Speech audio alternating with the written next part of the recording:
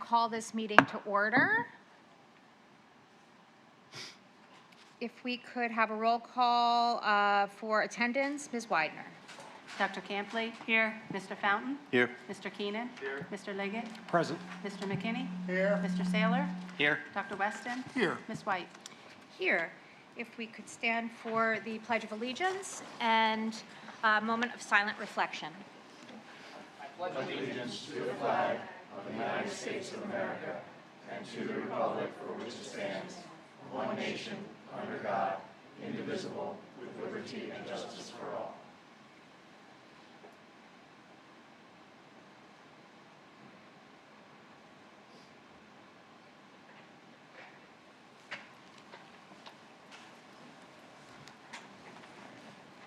Dr. Russell, would you mind reading the Perkiomen Valley mission statement? Not at all. Thank you, Ms. White. The mission of the Perkiomen Valley School District is to cultivate an inclusive community of learners empowered to grow intellectually, socially, and emotionally. Thank you so much. 1.06 is the approval of the agenda. Do I have a motion to approve the agenda as presented? Second. And a motion and a second. Any comments or questions? All in favor? Aye. Against? Motion carries. 1.07, the board it's comments on any topic. The board affords the community the opportunity to comment on a topic of their choosing for a duration of 3 minutes. I will go ahead and open the floor. If you would state your name and municipality.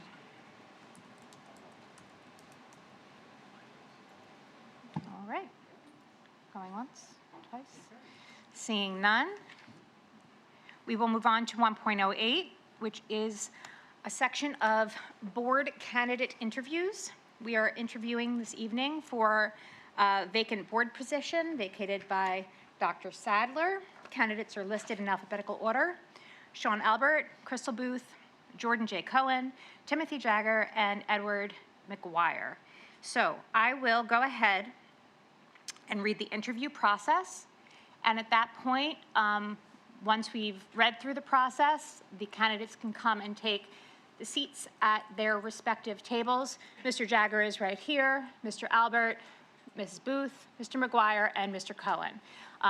Everybody has their own space. You're welcome to take up pen and paper notes if you should so desire. When you get to the table, you will see that the microphone has a button with a little man on it. That's the button that turns on the microphone. It will illuminate green when it is on, and then that way you would be able to speak and it will be picked up by our broadcast. The board has advertised the current vacancy and we have received 6 complete application packets. Thank you for your interest in serving the district in the capacity of school board director. There is no legal requirement or methodology or criteria by which a board appoints an individual to the board vacancy, other than the process must occur in public. The board has made a decision to interview all candidates who have applied during the process for this interview, and selection was voted on and determined last month during our October 13th, 2025 business meeting. The successful candidate will be sworn in and seated following a vote of the majority of our sitting 8 board members at the beginning of tonight's meeting, November 3rd, 2025. They will fill the remaining 2-year term left open by Dr. Sadler, expiring in November of 2027. The interview process will take place as follows.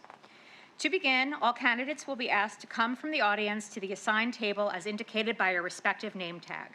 There will be 2 rounds of questions, answers. Keep in mind that each candidate should answer the question without agreeing or disagreeing with those who have already answered. Your answer should stand alone. The interview process is not intended to serve as a debate among candidates or between candidates and the board. Once the question is answered, the candidate will respond, so on and so forth.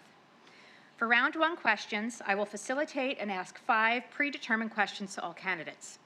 These questions were collectively agreed upon and established by the sitting board in a ranking system as the most important from a larger list of 10. Candidates should keep in mind that all answers should be concise and limited to the responding to only the question at hand. Candidates will rotate turns so that each has the opportunity to be the first to respond to the question. There will be no engagement or follow-up from the board for the first round. Round 2 of the interviews allows for individual board members to ask a question of their choice, along with a follow-up question if desired. Board members may or may not participate in asking a question in Round 2. In the spirit of fairness, board member names will be pulled from a hat for question asking order. As in Round 1, candidates will rotate, being the first to respond, so that each has the opportunity, and the same question and follow-up will be answered by each candidate. At the conclusion of Round 2, candidates will be asked to return to the audience and sit with the public. I will then open the table up for discussion and comment about the question and answer rounds. When the discussion segment is completed, I will then request a roll call vote be taken by the board secretary, Ms. Widener, and each board member casting a vote for one candidate. If no candidate receives 5 votes in the first roll call vote, the 2 candidates with the highest number will advance to a second round of voting in an effort to secure a majority of 5 votes for one candidate. The first candidate to receive a majority of 5 votes will fill the vacant seat. The successful candidate will be sworn in by the treasurer, Mrs. Hurd, and seated at the table immediately following successful voting. A brief recess will follow to allow for setup and a photo, and then we will resume the agenda as presented for tonight's work session. All right, so with that, we will go ahead and ask for our, it's actually 5 candidates to come up and take their places at their seats.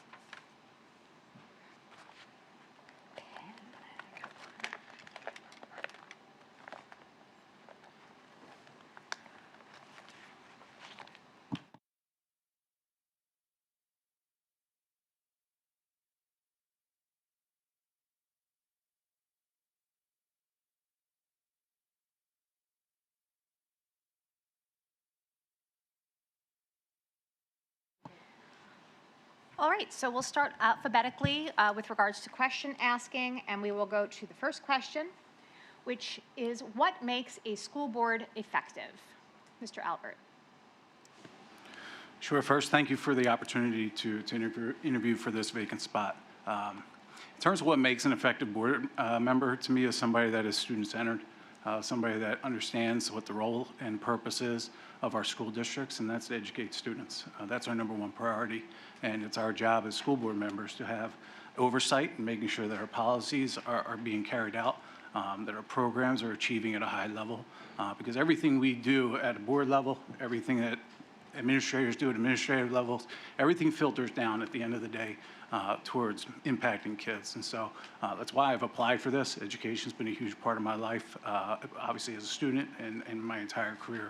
So an effective board is somebody that's open, can collaborate, and is constantly focused on student success and making sure that we're giving the best opportunities for our kids.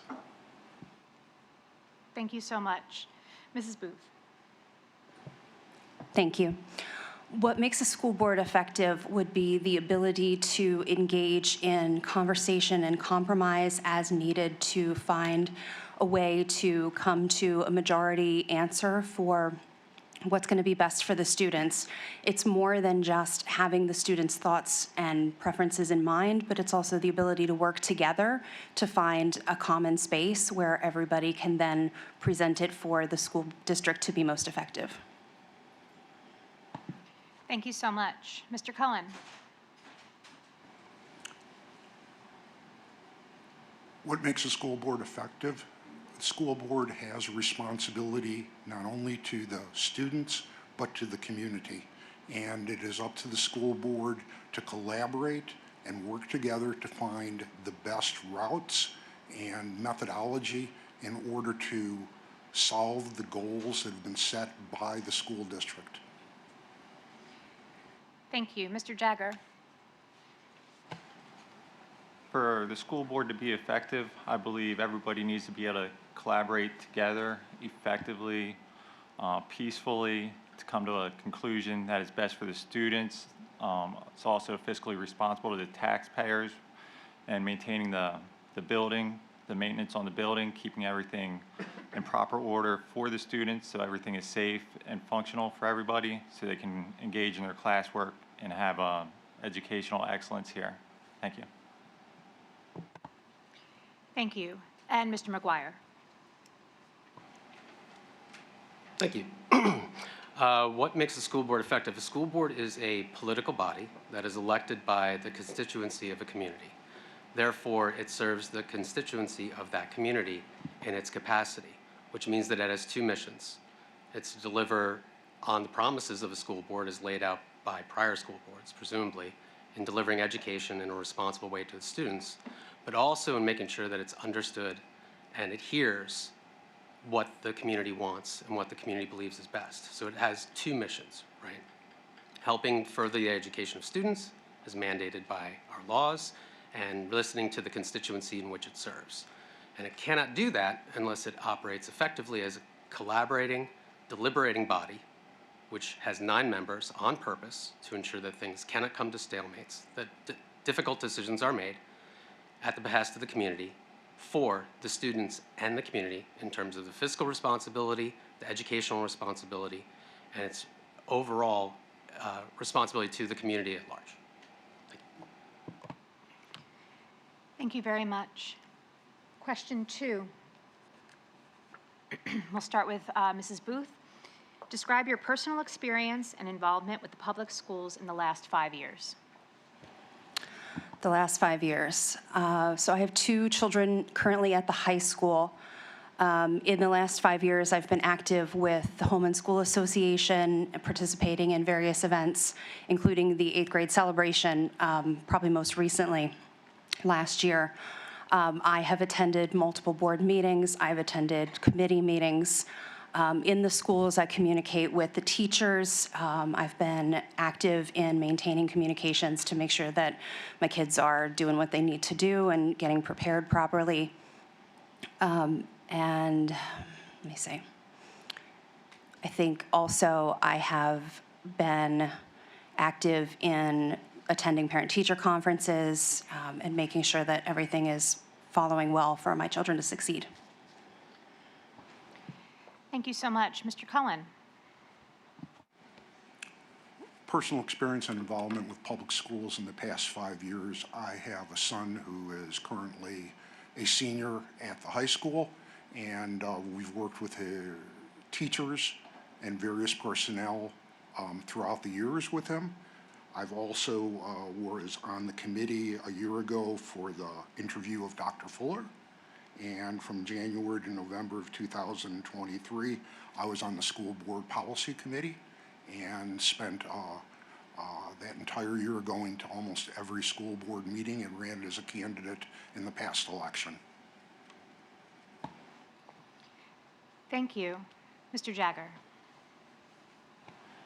My involvement has been coming to school board meetings, some of the policy committee meetings, also the parent-teacher conferences and several IEP meetings for my son that's still in the school here. Still have 2 children in the school.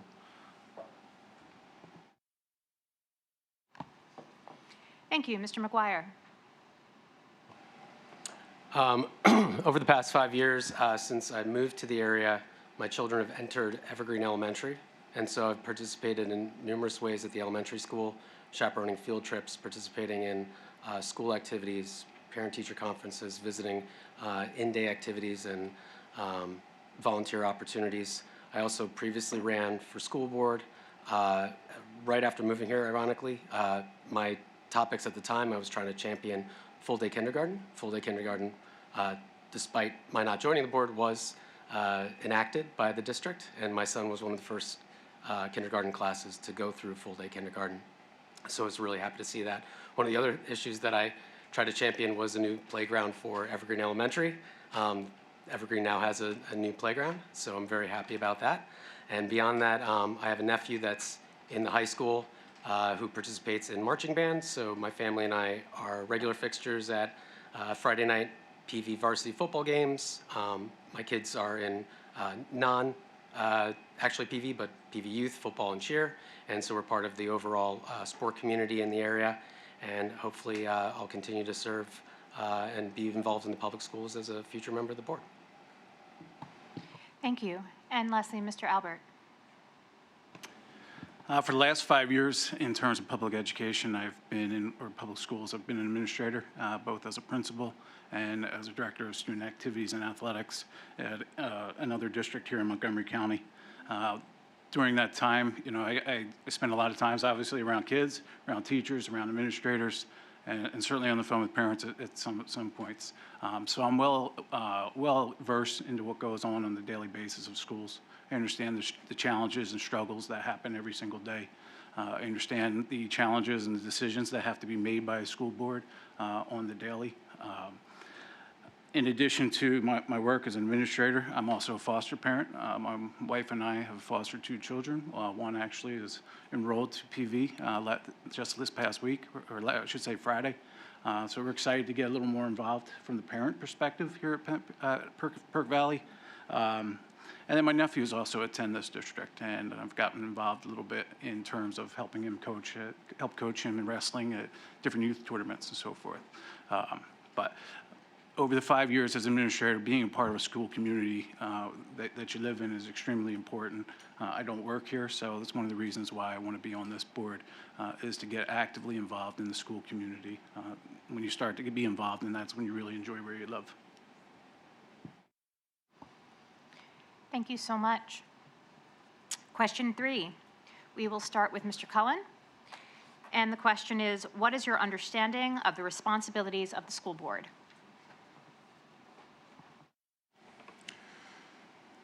Responsibilities of the school board: provide direction and hold administration accountable to deliver a first-class education setting and experience for our district, prepare for and attend district meetings and other functions as required to exercise the leadership necessary in directing the administration, listen and understand the conflicts which are put forward in order to make decisions resulting in outcomes which best benefit our district, evaluate, collaborate, and pass to administration approved, updated, and new policies for the district, evaluate and collaborate on spending, budget, and personnel requests for our district, recognize and commend our learners, athletes, and student performers of all types when extraordinary achievements are reached. Thank you. Mr. Jagger. The responsibilities of the school board are maintaining fiscal responsibility to taxpayers, overlook the educational requirements, and aim to have the best educational experience for all the students and maintain an excellent curriculum that benefits everybody and advances them, to oversee, well, to approve maintenance projects on the buildings, to prepare for the meetings, come in, participate collaboratively and peacefully with everybody else on the board.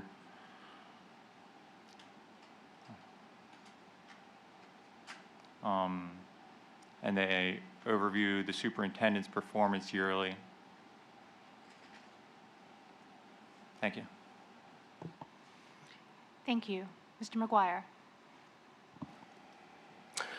The responsibilities of a school board, fundamentally as an elected body, are to be the representative conduit of the will of the community in which the board serves, governing over the administration and the operations of the school board of which the community is its constituency. Therefore, the board fundamentally needs to be a conduit of that will, representing all of the interests of that community, not only the educational interests, but the fiscal interests of that community as a tax-funded enterprise of that community. There are numerous individual operational responsibilities that a board fulfills, as evidenced in the agenda that is reviewed in both the work and business sessions. So I won't get into that minutia. I think what's more important is to understand that at the end of the day, The purpose of every board member is to be representative proxy for the will of the community in terms of how they best manage and operate the school board, because you can't have a board of 47,000 people. So you have to have a conduit for that effective operation and administration over that public utility and public good, which is the school district. Thank you. Mr. Albert. I think the number one responsibility of a school board is to set the tone for the school district. I've worked in 2 districts, I've lived in 3, and I will tell you that if we do not have a board that works together, that can be respectful and collaborate with each other, then it sets the tone all the way down. So I think that's number one responsibility, is to be respectful in our collaboration to make decisions. At the end of the day, it's about having full oversight over our entire district, making sure our policies are being upheld. If there needs to be change in policy, it's something that we should do in collaboration and in committee. And ultimately to support our students and staff in whatever their needs are. But, you know, I know we're not supposed to echo other people's responses, but it's also important to do that with fiscal responsibility. We are representatives of the taxpayers, so it's important that we do that in a way that is effective. Is it something that we need? Is it something that we can sustain? They're the 2 type of questions that I would ask myself when it comes to the financial piece of anything. Is it something that this district needs, and is it something that we can sustain over time? But again, the biggest thing to me about responsibility of a school board is that we hire really good people to do their jobs. Let's make sure we support them, make sure that they're held accountable, but make sure that we support them, and we set the tone in a positive way for our students and our staff. Thank you. And lastly, Mrs. Booth. In a nutshell, I think the responsibilities of the school board are to make decisions for the betterment of the district for all aspects of the district, including all of the relevant populations. So that would include the students and their academic achievements and their academic extensions. That would include the teachers, supporting them, making sure that they are feeling respected and held accountable, but also at the same time supported in the ways that make it possible for them to be the best they can be within the classroom. For the administration, the staff, to do whatever is required to support them there, to make sure that, again, the utmost is happening. And then the parents in the community, the financial responsibility of the tax collection from the taxpayers to spend that money wisely in a way that is still referring back to those main responsibilities, and at the same time to be available to answer questions and present understanding to the community when something doesn't seem to be clear. Thank you very much. We will move to question 4. Mr. Jagger, you will be the first to answer. What do you see as the opportunities and challenges for the district today? For opportunities, I see students coming in that have the opportunity to leave here able to serve the community and be a better part of the community, and to be able to achieve whatever they put their mind to. The challenges for the district is obviously being able to put forward to all the students and challenge them to be the best that they can be. More challenges is maintaining the fiscal responsibility of maintaining the buildings and not putting too many taxes on the taxpayers while still providing that quality education for all the students. Thank you. Thank you. Mr. McGuire. The number one opportunity, I think, for the school district is embracing quickly evolving technologies, evolving methodologies, right? We live in a very fast-paced world that is getting faster and faster all the time. You know, making sure that the district is staying cutting edge with teaching approaches, with teaching technologies, everything that's available out in the world, and making sure that the students are the best prepared they can be for the world outside this little campus here in the district at large. I think in concert with that, one of the biggest challenges is how fluid of an environment the district is operating in, right? We're operating a very fluid and opaque to some degree enrollment challenge. The nature of the body politic around here is changing. The nature of the funding approach from the state, from the federal level, right? The local tax base, all these things are in flux where they weren't as in flux in previous years, right? And that pace of change is increasing. So the board has to be even more rigorous and even more dynamic in how it responds to all of these changes, right? And, you know, becoming more data-driven, becoming more receptive, becoming more collaborative with other districts and other bodies in the area, trying to work, you know, throughout the whole state to see what best practices are available, how other districts are responding, who's leading, who's following. Thinking outside of, you know, our little valley is going to be one of the probably the biggest challenges that the school board faces, because it tends to be an inward-facing body. It's a school board serving a local community, but this local community is increasingly on a global stage, as are our students, and that is something that is, at the end of the day, will be both an opportunity and a challenge, and how we react to it will determine which. Thank you, Mr. McGuire. Mr. Albert. I really think the opportunity remains the same every year. It's about building a school district that is one of the best in Montgomery County, one of the best in the state, and that's to grow our students and mold them for the future. That's both an opportunity and it's a goal that we continue to you know, strive to achieve. The challenges for the district, again, obviously fiscal responsibility is going to be key. I think that our students support needs for supports are growing while things are becoming more expensive. So I think that having a fine balance of fiscal responsibility to support them is extremely important, and it's certainly a challenge for school boards, regardless of what district you're in. And the other thing here is this. I think one of the biggest challenges you all as current board members probably face as a district is public scrutiny. And with social media today, you know, there's a lot of people that like to write the narrative. And I think the challenge for school districts, whether it's school buildings, whether it's central office, or whether it's school board, is to make sure that we're writing that narrative by the way we make decisions. And so that challenge is making sure that we're transparent and we're confidential where we need to be confidential, but be extremely transparent to our community. Because I think, you know, in order to lead effectively, you need to be transparent, and you need to be able to communicate well in these days, particularly with the way technology and social media is today. Thank you. Mrs. Booth.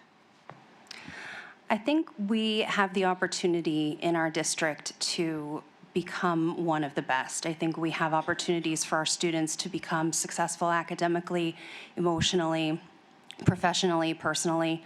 And I think that we have a lot of available options here in terms of not just the academic offerings, but also the community at large, the opportunity for the work-study experience and summer jobs and those sorts of things that allow the students to gain experience as well as their academic work. And I think that's something really valuable that we would want to try to hold on to, maintaining those partnerships with the community at large in that way. The challenges for the district, I think there's always a challenge when it comes to money, especially other people's money, and spending wisely, knowing that people have very strong opinions about where their money should go, what their money should be spent on, and a lot of times not understanding what's kind of behind the scenes and recognizing just what actually does go into running a successful district. So I think part of the challenge is being able to explain that to someone who has questions and concerns, and at the same time being able to maintain that this is necessary and justify it in a way that people can appreciate and be on board with it. Thank you very much. And finally, Mr. Cohen. Thank you. In terms of opportunities, we've been blessed in this district that we have some of the most wonderful facilities available. I've personally been involved in 3 different schools that my son has been at, South and East, and now the high school. And the facilities that we have, not only classrooms, but from an athletic standpoint, are excellent. They're not the best that I've seen, but they're pretty well up there, and we should all be proud of what we've been able to construct here. And that's great as an experience for the students to grow up with. In terms of teachers and administration, I think we've got just a fantastic staff, both on the admin side and the teaching side, and everybody that I've run into, they care and they want to do what's right, in order for the kids to achieve. We also have a supporting community, and it's tough on our community because one of the challenges is certainly taxes, and every year the taxes has gone up, and it's a balance that has to be looked at because everybody knows how the times are right this moment. We have contracts that are coming due, I believe, next year for the teachers. That's one of the challenges that are going to be with us. I believe that there was a discussion about using some of the middle schools differently that's been tabled temporarily. That's a challenge that's with us right now. And I think technology and AI coming forward is a huge challenge, and it's something that we have to look at and make certain that it can fit properly and the administration can benefit from it, and the students, of course, can benefit from it. Thank you. Thank you very much. Mr. McGuire, you'll be the first to answer this question. Question 5.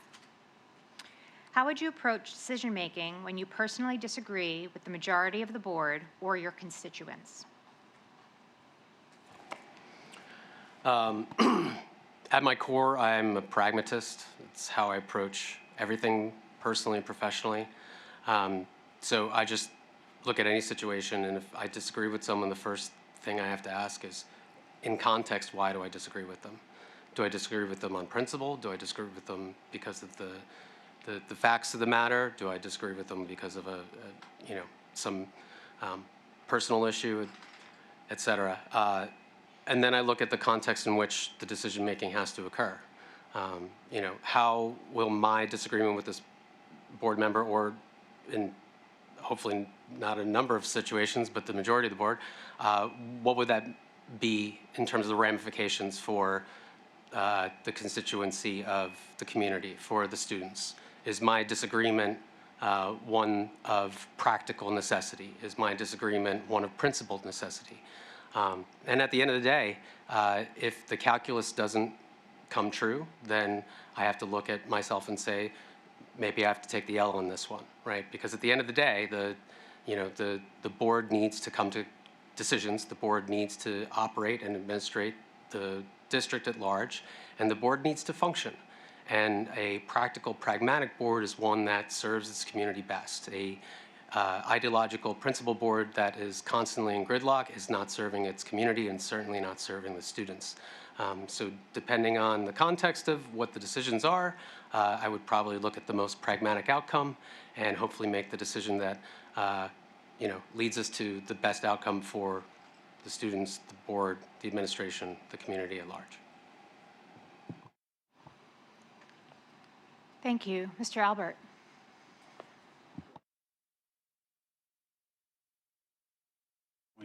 Give me a few seconds there.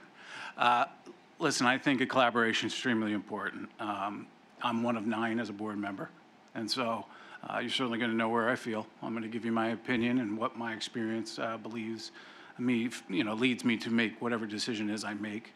At the end of the day, we are a team here, ready to make decisions for our students and ultimately our school district. So I would certainly listen to my school board members or colleagues to see where they stand on decisions, and I would reflect.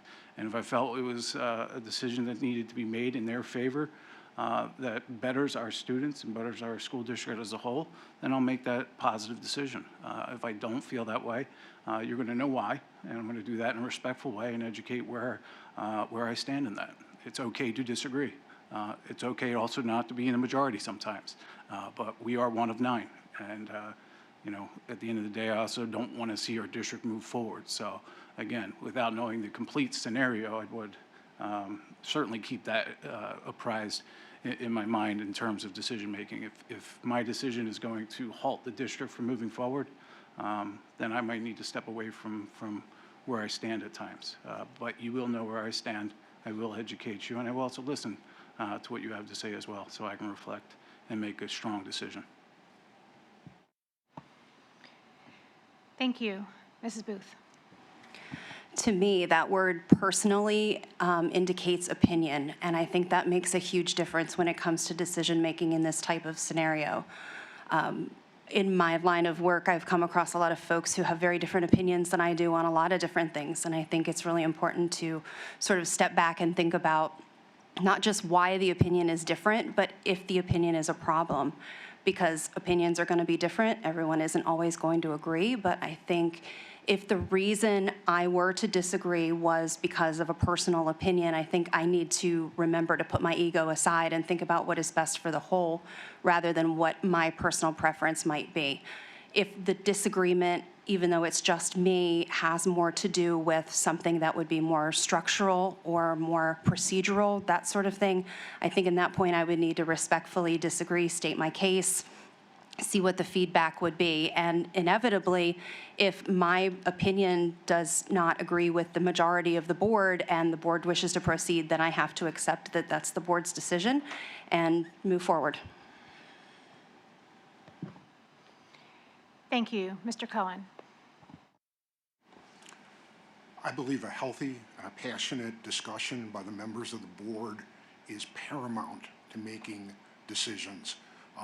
I believe that that time and putting yourself in the positions that are stated by others is so important to making the best decisions, because again, those decisions are not only for the students, but they're for the administration and they're for the community as a whole. When those decisions are made, no matter whether they're agreed upon or not by myself, we've made a proper decision. The board has voted on it. We move forward with it. We've got to let it go. We've got to move forward. Thank you. And finally, Mr. Jagger. I'd approach the decision-making with discussion and listening to everybody's thoughts and opinions on whatever the subject matter is. I'm a person that takes information in, and I might have an opinion at the beginning of it, but at the end of the discussion, my opinion might change depending on the topic. And depending on the topic, it might be something where we would need the solicitor's advice, which could possibly change my opinion also. So my biggest belief is just in discussion, speaking it out. Everybody's opinion is out in the open of what they believe is best for the school and the students, and going from there. You can disagree, but you can do it peacefully. Thank you, Mr. Jagger. And that brings us to the end of round one. I thank you all. Everyone had the opportunity to answer the question first, and that will be the same case. Very official hat cup here. So now as we move into round two, whatever question, if you would not like as a board member, sitting board member, to ask a question, you can decline. If you would like to ask a question, you will address all five. We are going to rotate alphabetically just so we have same opportunity for for candidates rather to answer first. Is there any question about that? Okay, so.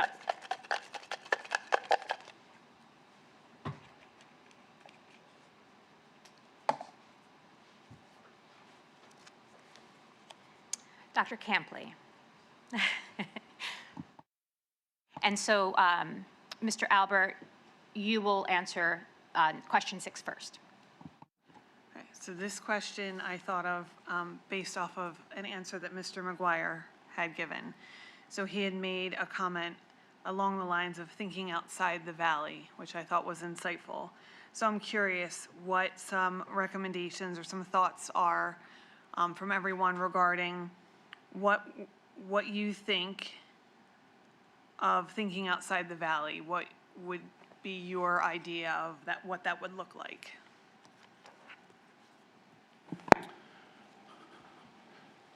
I'm going to put my coaching cap on here. So you always hear that the NFL is a copycat league. And so I'm going to say this, that it's important to be well educated about what's going on around you. That doesn't mean just because another district does something or goes one way with something, doesn't mean that's what we do, but it's important to know what our neighbors are doing, what's going on outside of our district, outside of the valley, as you want to say it, so that we can make informed decisions. I will say this, that in every stop that I've been, I think that tradition is extremely important. And so what PV stands for and what PV's traditions are should remain. But I think it's important to be wide open to educate yourselves or be educated about what's going on outside of your district so that you can make informed decisions that benefit the school district. Thank you. Ms. Booth. When you were asking the question, what immediately popped into my head was college and profession. So I started thinking, when thinking outside the Valley, to me, that means preparing our students for whatever their next step would be, if they're going to be heading away to college, if they're going to be staying local, where they're going to end up in terms of adult life, professional life. And I think it's our responsibility as the district to do everything that we can to prepare them to be as successful as possible in whatever that scenario might be, whether that be joining the military and fighting for our country, whether that be going to a technical school and starting a career, whether that be college, PhD, Nobel Prize, whatever it might be. But putting the best effort that we can into creating students that will be successful outside of high school. Thank you. Mr. Cohen. I come from an engineering background, and I've been thrown challenges that are very, very difficult. And you have to step backwards. You have to look at what other people have done. You have to take on research and find out what has happened in the country, in the world, of how people have solved issues and how they've looked at things. And you have to put all of those pieces together in order to come up with what are the most creative ways in order to solve issues and to solve problems that are put in front of you. Problems are opportunities, and they need to be looked at as that. And that's how you find the solutions to them. Thank you. Thank you. Mr. Jagger. I think it would be important to look outside the Valley just because we know what's happening inside the Valley, but then you can look at neighboring schools, see if they have maybe a program running that's being successful or unsuccessful, and you could gauge if they're having something successful, possibly looking into that same sort of program here inside the Valley, and just constantly grading yourself off of how we're doing versus how the neighboring communities are doing, and if there's something that we could benefit from they have that we don't, or if we're doing something better than them and continuing to push what we're doing instead of maybe taking on something they have that's not working as well. Thank you. Mr. McGuire.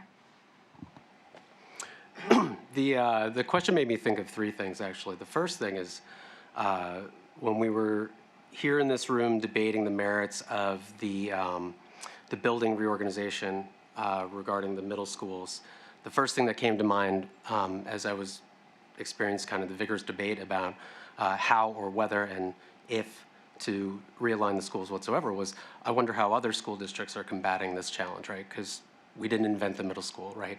We didn't invent the middle school in Montgomery County.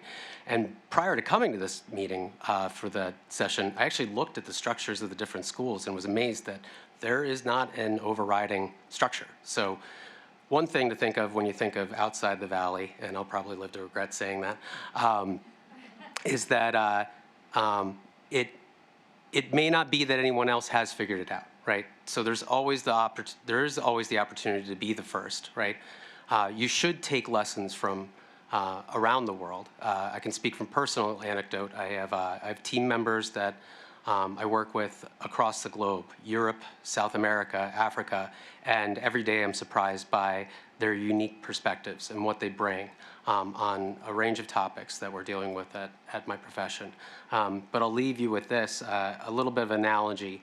You know, when you're dealing with medicine, and I'm not a medical professional, but I think it's a useful analogy, is that you know, a doctor looks at a diagnostic material of some sort, right? They look up a prognosis or a treatment or a prescription or something, and that's kind of looking outside the Valley, right? But at the end of the day, the doctor, if the doctor is a very good doctor, he or she will look at their patient and see how that might apply to them specifically, because even though they might be suffering from X, Y, or Z, the normal standard prognosis may not apply to them. And it's really up to the doctor to decide whether or not that's actually going to be effective for them or not. So we can look outside the valley for all kinds of things to improve us and fix us and whatever we want to do with that information. But at the end of the day, we have to decide whether or not it's appropriate for us. Is there a follow-up, Dr. Campley? Nope, I'm willing to share and move on. Thank you.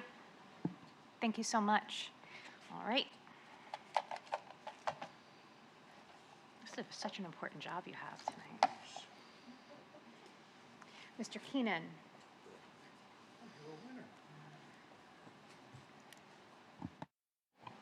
Is that on? All right. Good evening. Good evening.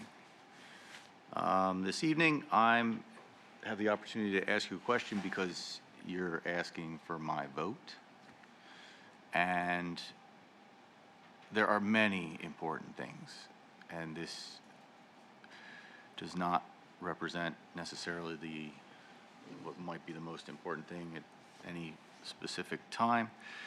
I have lists of questions that I would love to ask you, but I get to ask one and a follow-up. And I'm not going to waste everybody's time tonight.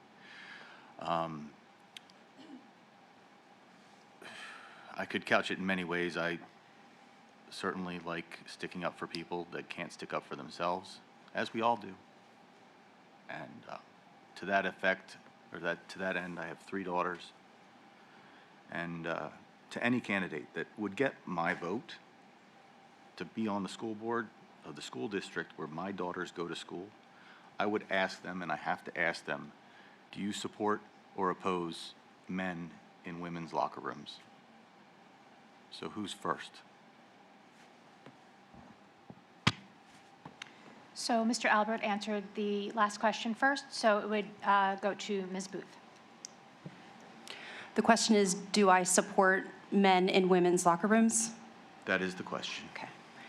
My simple answer would be no. My longer explanation would be that my assumption is that you are referring to the transgender population, and trans women are not men. Therefore, allowing a trans woman into a women's locker room would not be allowing a man into a women's locker room.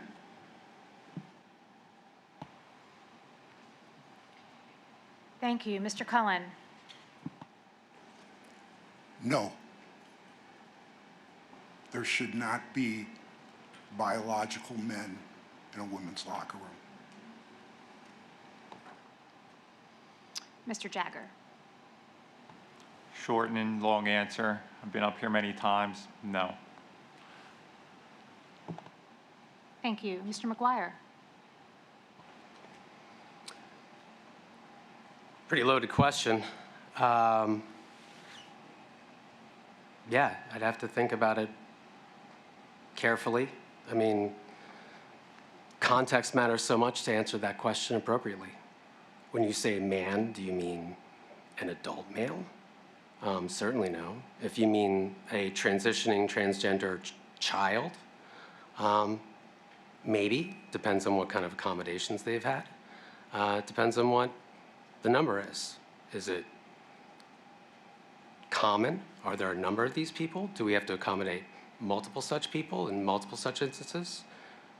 Where and how many? How often? What are the circumstances for them needing to be there? Is it for the community aspect of the sport? Is it because they just want to go in? I don't know. Without sufficient context, I'd say it's almost impossible to answer it, but I'd say that either there's sufficient accommodation given to such individuals that it makes it acceptable for all parties involved, understanding with empathy both sides, or there's a difference of accommodation. I hate to go down almost a separate but equal doctrine, but at some point you have to say, what is the practical reality of granting undue privilege to individuals that, become disruptive rather than diverse and inclusive, right? So I would say maybe, and I'll leave it at that. Mr. Albert. Personally, the answer is no. I don't. I will tell you this, that is a heavy burden to put on your administration to have to answer that question. And so your policy better reflect what the board stands for. And if that majority is no, then that should be reflective in policy as well. Mr. Keenan, do you have a follow-up question? A follow-up on that same topic is, do you support or oppose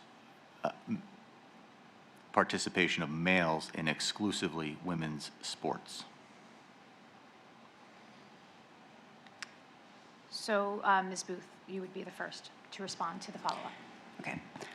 My answer is the same as the previous one. Trans women are not men. Therefore, I do not oppose trans women participating in women's sports. Mr. Cohen?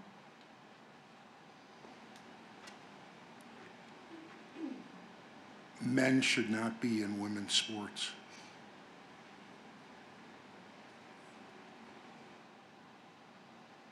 Mr. Jagger?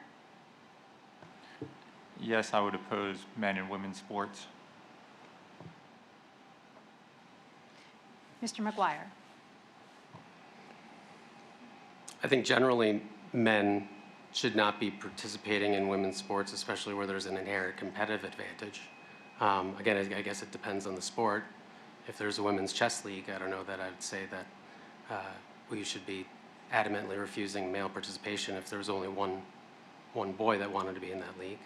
Again, it comes down to context, but I'd say where there is inherent physical competitive advantage for a man, regardless of how they demonstrate themselves or want to be reflected, then it's probably inappropriate for them to compete directly with people that don't have the same advantages of their birth.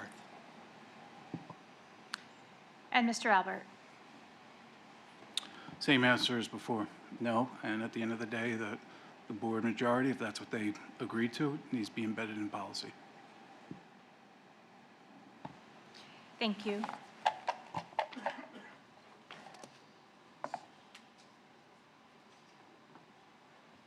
Mr. McKinney? If you could please answer with one word to this question. What do you bring to this board that we don't already have? Yeah, that we already, so what do you bring to the board that's different? Like one word, like what do you bring to the table? So, Mr. Cohen, you are the first to answer that question.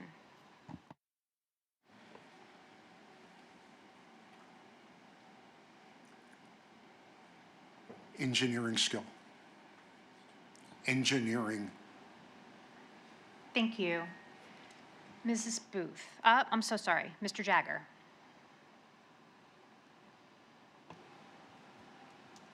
Perspective? Mr. McGuire?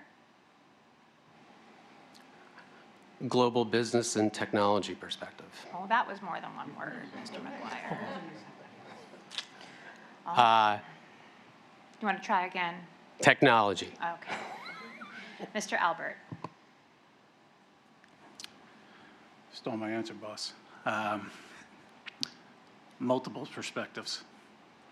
Multiple perspectives. Or Is that multiple backgrounds, I should say. Hyphenated. We can accept that as one word. I said hyphenated, that we can accept that as one word. I didn't make the question. I'm so sorry, Mr. McKinney. Mr. Albert, Ms. Booth, your turn. Optimism. And Mr. Cohen, who did I miss? Anybody? Yeah, that was everybody, right? Because it was one word. I got all the, it was so brief. Oh, yeah, follow up, Mr. McKinney? Nope.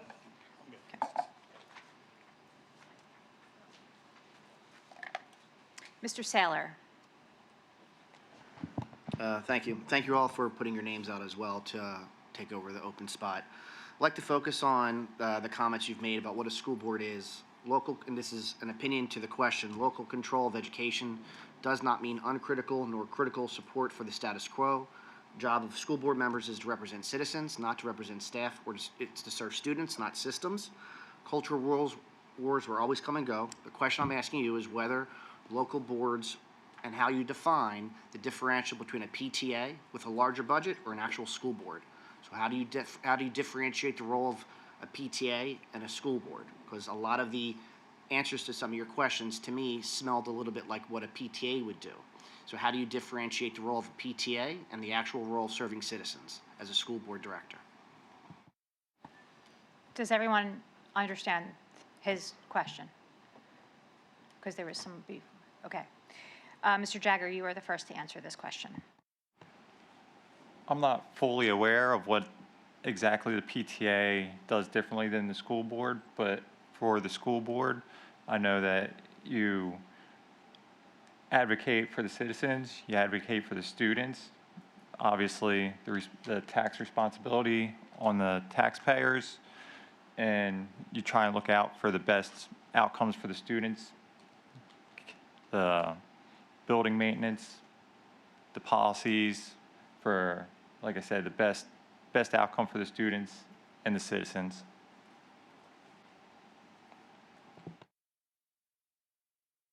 Mr. McGuire. The only important distinction is the legal one. A PTA generally has no legal authority. A school board has legal authority to govern over the administration and the district for which it's been elected to preside. Mr. Albert. Yeah, I mean, a school district and school boards have the obligation to provide an educational program, and what cost that it takes to run that successfully is the school board's responsibility. When it comes to a PTA, and we've heard a lot about, and I've used the word supporting staff, supporting students, and I can see how that can be referred to as a PTA because they also serve that mission. But as board directors, we have an obligation to make sure that we are fulfilling a curriculum that meets the standards, that we're filling a curriculum with instructional practices that benefit our students at the highest level. And then we're also maintaining and providing required programs, whether that's through special education and other programs. And so the district have obligated responsibilities where PTA has more or less supportive initiatives. Mrs. Booth. So my experience with PTA is that it is more alike to the Home and School Association as opposed to the school board. So it is a much more localized to the building program. It does not have the ability to make policy or exact change in that way. And its primary goal is to support the students and the faculty as opposed to the community as a whole. So it has a much smaller responsibility to the community. I have a follow-up. We're going to let Mr. Cohen answer first. And then, yes, your follow-up. In my view, the school board is acting as a business. The customer is our community. It's every resident that lives in Perkiomen Valley. And it is up to the school board to make certain as a business that they provide the facilities necessary so the administration can provide a Class A education to our children and prepare them to move on after they graduate from high school. Your follow-up, Mr. Sandler. Yeah, my follow-up would be, when we use the term "we," our job as a school board is X, Y, and Z. How do you differentiate that with the role of the superintendent? Superintendent's role is to do a lot of what people are saying the school board's job is to do. The school board's job is to pass or not pass, policy, budget, item. Superintendent's role is to manage all that. How do you find yourself wanting to be more of a corporate board director or a PTA director? And there's a big differential in why I keep asking this question. Did you want to specify your differential, or do you want just the let them follow-up answer. response? Yeah, No thank you. problem. Appreciate it. Absolutely. Mr. Jagger. As a board member, you would, come up with the policy, make the policy, and then the superintendent is the one that has to enact the policy and make sure the policy is being followed through with. So the board basically just puts everything together, and then the superintendent takes care of it from there. Mr. McGuire? In the framing of the question, the superintendent as a member of the administration is charged with the administration and the operation of the school district day to day. The board is not. The board is charged with governing that administration and providing decision-making authority over, presumably, choices that the administration would like to make on a regular basis that are elevated to the board for final ratification, or to send it back for further options, further review. It's not the board's job to actually run the district day to day. It's the board's job to make sure that the district is run the most effectively it can be by the administration that is in place. Mr. Albert? Yeah, I would say this, that when it comes to the superintendent and administration, we hired them to do a job, and that's to run our district, to set curriculum, to make sure that our teachers are there at their best. As a school board member, I'm not applying to run a school district as a superintendent. I'm here to be a school board member to make sure that our policies reflect what we think is best for our community to serve our kids. And then our job as a board member is to make sure those policies are being upheld. If there's policy that we do not like, then it's our job and committee to change those. But at the end of the day, I'm not here to tell Dr. Russell how to do her job. If I have a disagreement as a board member, I'll certainly meet with Dr. Russell or whoever the superintendent is at that time. But at the end of the day, I'm not here to run the district. I'm here to have oversight to make sure the policies are being carried out the way in which they are written. If we don't like how they're written, they need to be changed or revised. And then the added piece, again, is we have an extreme responsibility of being very fiscally responsible in a very trying economy. I hope that answers your question. Thank you, Mr. Albert. Mrs. Booth? The superintendent is not a voting member of the board. Therefore, the superintendent performs a very different role. It seems more as if the superintendent is here as a representative of administration, monitoring day-to-day activities, making sure that things are running smoothly, taking information back and forth as a liaison of sorts. And so, therefore, the superintendent is not a part of the policy making, is not a part of many of the roles and functions of the board because she is not actually a member of the board.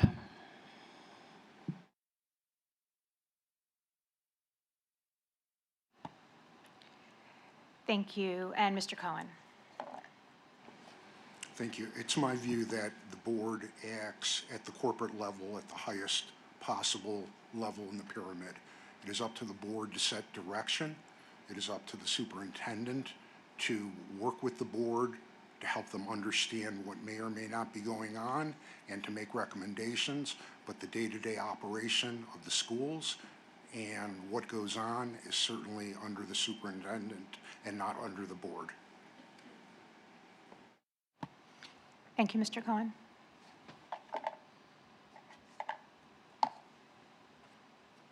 Mr. Fountain?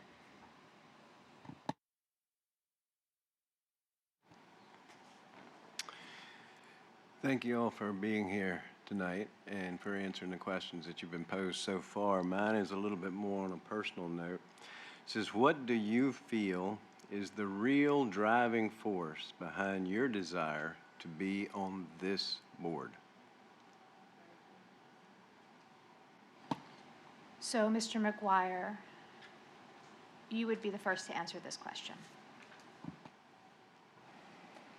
It's easy. I really want to hopefully contribute to the best board that the community can have service them, primarily for the interests of my children, but also for the interests of all the children that I interact with on a daily basis throughout the community, but the community at large as well. I think that school board is one of the few unique opportunities in American civic life to serve your community in a way that is a little more transparent, a little less galvanizing, and really a little bit more effective, and actually where regular people can actually bring real value and real contributions as opposed to a lot of other civic duties that you can fulfill.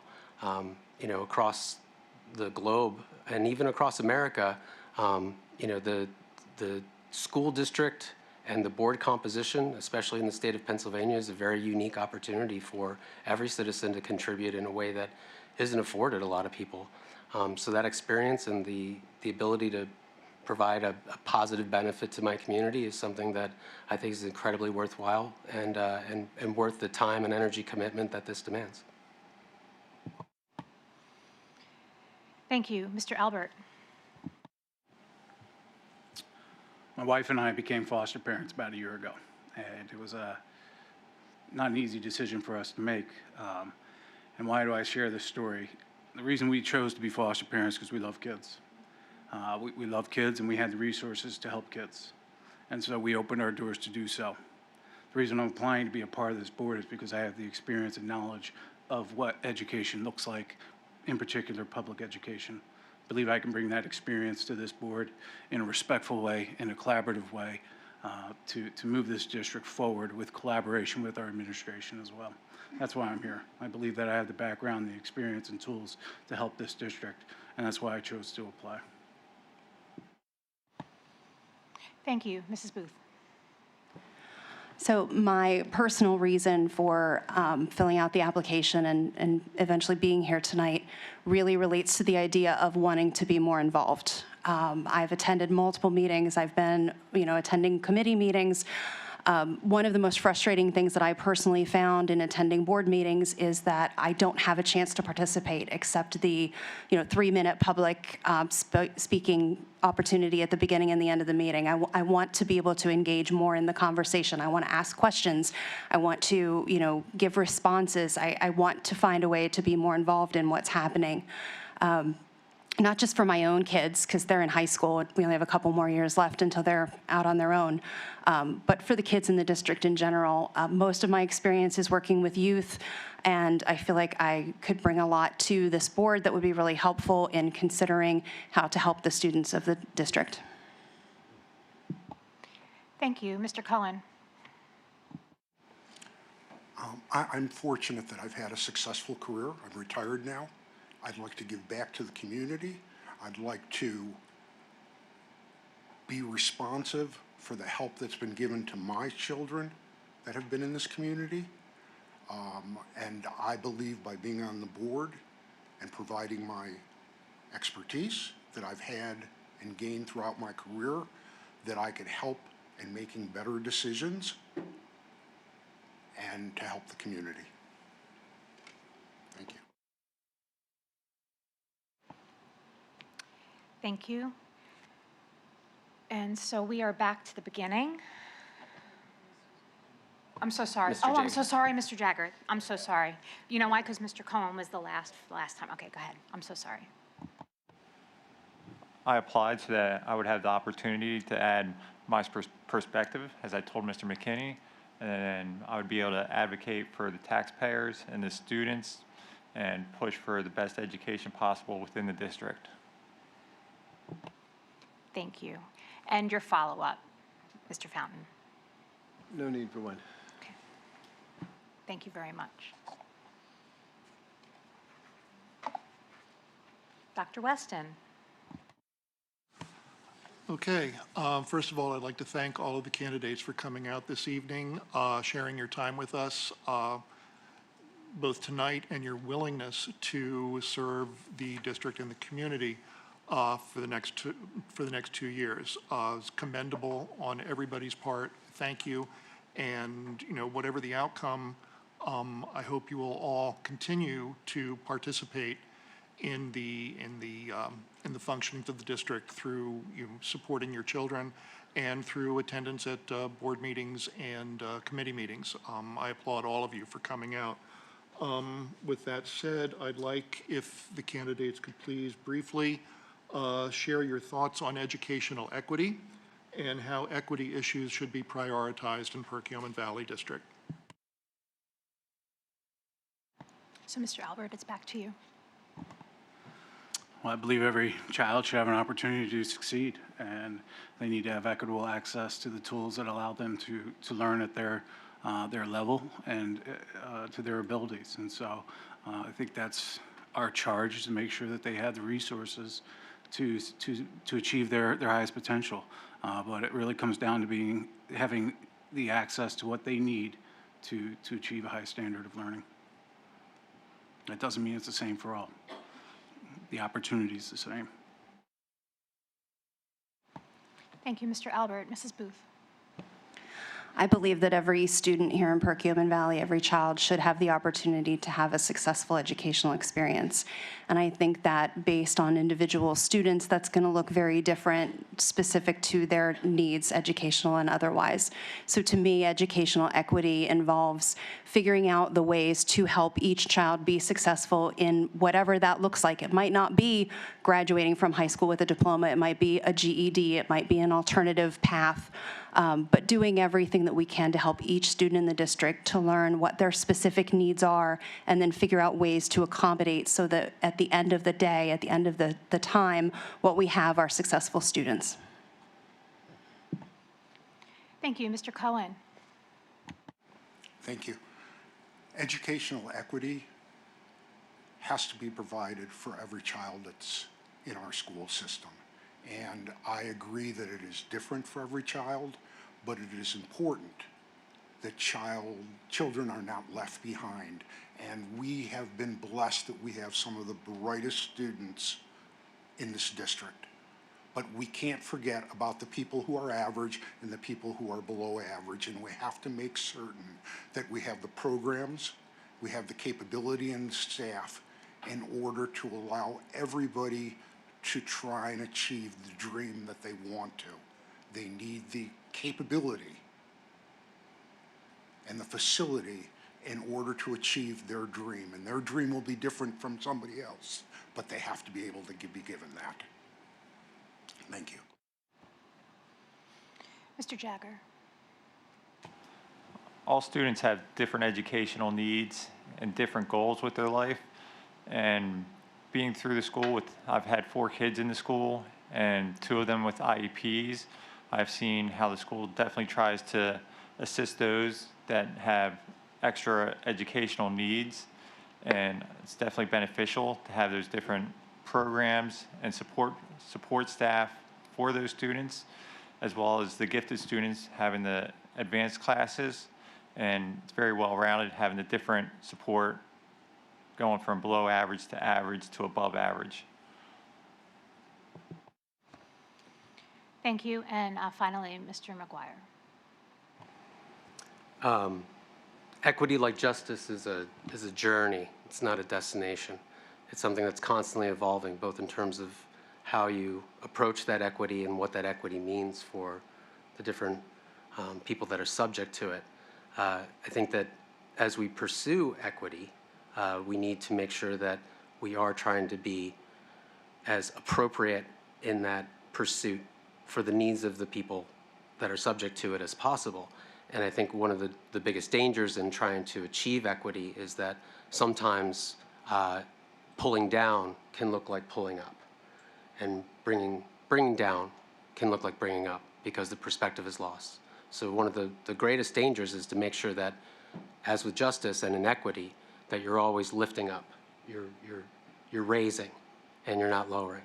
So it's really important that the equity that we pursue for the people that need it is appropriate for the time and place in which we're chasing it and applying it. Thank you. Dr. Weston, do you have a follow-up? No follow-up. Okay.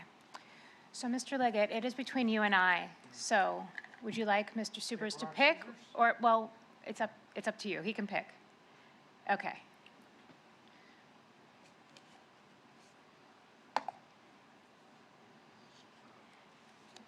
You win the day, Mr. Liggett. Wow, thank That's you so much. I really was going for the paper, rock, scissors. Okay. I think that would have been much more entertaining. You're right. Governing that way is definitely the way to go, right? Okay, good. Go ahead, Anyway, Mr. Liggett. Thank you. And thank you to all the candidates for coming out tonight and your very thoughtful answers. My question has changed, I don't know how many times tonight in hearing all of your responses to try and come up with something that may be unique, but maybe it won't be. My question to you guys is, and I'm not going to have you stick to one word. I want to hear from you and what your thinking is on this. Part of the mission of our district is to cultivate an inclusive community. We on the board have tried to do that through means of policy, regulations, and just our general attitude in how we approach our decision-making process. So that's what I want to ask you about is, what are the ways that you would like to, or that you envision inclusivity as being a part of your decision-making process?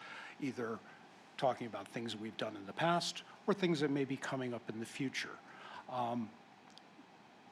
To me, and it's not limited to one kind of inclusivity. I think it is an expressive and expansive topic. So I just want to hear your thoughts on that and give you a little time to ruminate on that. Thanks. Thank you, Mr. Liggett. So we will start with Mrs. Booth. I do agree with you that inclusivity is an expansive topic, and I think it's very difficult to present a truly concise answer to the question that you've posed, but I think we're all going to try. When thinking about inclusivity and the mission statement of the district, I think what the priority becomes is figuring out ways to make every student feel like they belong, to feel like they're being heard, to feel like they're being respected, to feel like their needs are being met, and for the parents to feel like their children are getting all of those things as well. So to me, the idea of inclusivity as it relates to the mission of the board and policy making and all of these things would be always thinking about each of the students, each category of student, each grade level of student, each building of students, and what is going to make every single one of them feel a part of things in a way that makes them feel as if they would be able to succeed. Thank you. Mr. Cohen. I agree that inclusivity encompasses many, many different things. The educational foundation is piece number one. And there's no question that every child deserves the opportunity to achieve, as I said earlier, their dream where they want to go from an educational background. But again, in this district, I think we've been blessed with some of the facilities and the opportunities that we have athletics. And I think inclusivity means that everybody deserves the opportunity to go out for certain sports. They deserve the opportunity to participate in the practices. They may not be the people who get chosen to play in the competitive games against other schools, but they deserve the opportunity to be there and to be part of what's going on. They deserve it in the music, in the drama, in the other clubs that our schools have. All of these pieces, to me, is inclusivity, and we're blessed to have facilities here, and we need to make sure that the children are able to use them. Thank you. Mr. Jagger. I think cultivating inclusivity begins with discussion. You don't know what you need to include unless you talk to everybody, have their opinions, and then you realize what you need to include. Talking to the community members, talking to staff who are in contact with the children every single day, you don't know what the staff needs unless they speak to you. So you need everybody's opinion to be able to start to know what you need to have inclusivity for everybody. Because just being on the board, you're one person, unless you have everybody's thoughts behind you, the community, the students, staff. And I believe that's how inclusivity would start. Thank you. Mr. McGuire. First off, I'd like to say Mr. McKinney, I missed my one-word layup, which was pragmatism. I said it like 8 times. I missed the layup. But going back to inclusivity and thinking about it from the perspective of pragmatism is that, again, inclusivity is not a location on the map. It is not a date that we celebrate. You know, June 1st, we did it. We're an inclusive school district, right? Inclusivity is a process. It's a journey, right? And one of the things about it is that it should always be trying to be better, but it can never be perfect. So it needs to be practically considered for what is achievable, what is valuable, how do we be as inclusive as possible without marginalizing people unintentionally, right? Because the antithesis of inclusivity is marginalization. And the reason we talk about inclusivity is because of a history and a past of marginalization everywhere. And the reason we want inclusivity as a moray, as a tenet of our school district, is to be marginalized is to be terrible, right? It's a terrible experience. And if you are marginalized, you're probably not going to be well educated. And so the outcomes are poor. But when you can be more inclusive and you can find common ground, you can bring people in, the outcomes become better. But it can never be perfect. It's a goal of greater inclusivity. It's not a destination of we are now inclusive. So there will be bumps, there will be gaps, and you need to recognize that there are practical incompatibilities with being increasingly inclusive. But that doesn't mean you can't try. Pragmatism. Mr. Albert. Mr. Leggett, when you talk about inclusivity in that question, I'll be honest, it's a loaded question that could warrant a lot of time and a lot of different avenues in discussion when you talk about then education in general. But at the end of the day, inclusivity for me in education and really in any organization is about letting everyone know that each individual matters. Each individual is respected. One of the things I always take pride in is wherever I come from, you know, for instance, PV now, if this is where I end up becoming a board member, and will definitely be staying in this district for much of my lifetime, is I want to be a PV Viking. And what does a PV Viking mean? It means it's a person who respects everybody, that respects differences, different opinions. We talked a lot about that tonight, about how do we address different situations and differing opinions amongst the board. But at the end of the day, inclusivity is about really respect and hearing people out.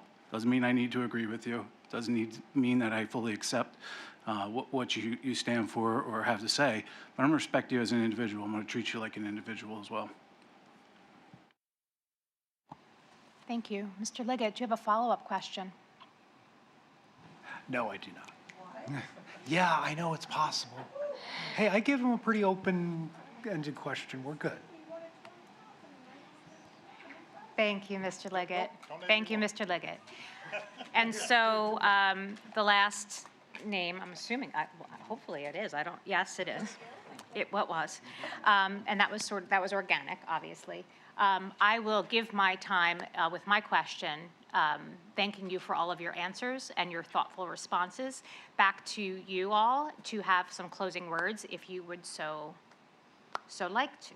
And so that would go to Mr. Cohen first for closing thoughts. I'd just like to thank everybody on the board for the opportunity to speak with you this evening and be considered for the school director position. Thank you. Thank you so much. Mr. Jagger. I'm basically reiterating Mr. Cohen with thank you for the opportunity and the consideration to become a school board member.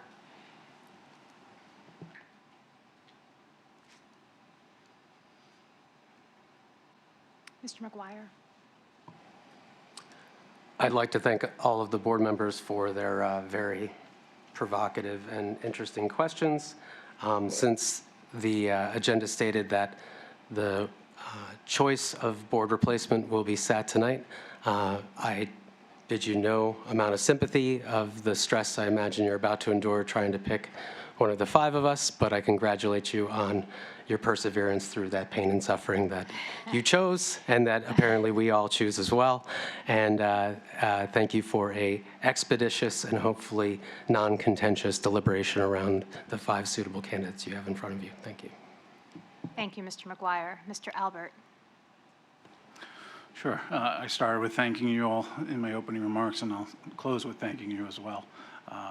on my way over there, I texted my brother. I said, well, I'm going over to interview for a board member spot at Perkiomen Valley. And he's also in education. And he said, Sean, you're one of the craziest people I've ever met. What are you thinking? I know the jobs that all of you have is a thankless job. I'm going to say it just in case he's on YouTube right now. When I was a kid, I used to watch school board meetings because I just liked to watch the deliberating and how the process went. It really kind of sparked me into wanting to get into education. And I go back to Mr. Fountain. You asked the question again, why did I want to apply? I think I had the resources in terms of experience and knowledge to benefit this district. I got a chance to listen to 4 other people answer questions, a lot of which I'm in line with, and I think you have some good candidates here. If it's one of them, I congratulate them. If it's not me, that's fine too. I'm still young and I'm not going anywhere. So thank you again. Thank you very much. And that leaves Mrs. Booth. I also want to thank all of you for your questions, your thoughtful consideration, the opportunity to come and be interviewed. I do wish you well in your discussion and voting, whether it's me, whether it's one of these other candidates. I just wish you well in coming to a deliberation and a decision that would benefit the board. Sorry, I keep hitting it off backwards. That brings us to the end of rounds 1 and 2. And so I thank all of you again for putting your names forward to be considered for the replacement seat for Dr. Sadler. And I invite you to go and have a seat back in the audience. And I open the table for discussion.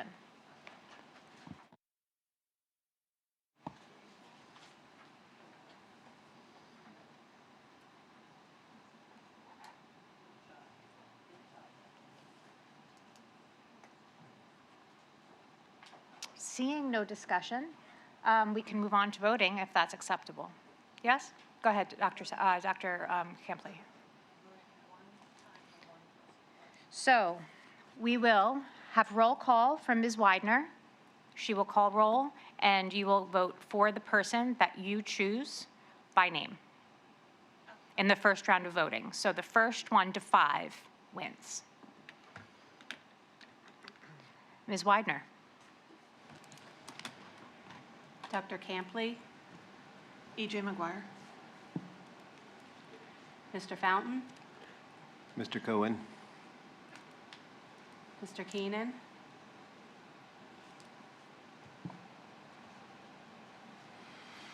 Mr. Cohen. Mr. Liggett, Mr. McGuire. Mr. McKinney, Mrs. Booth. Mr. Saylor,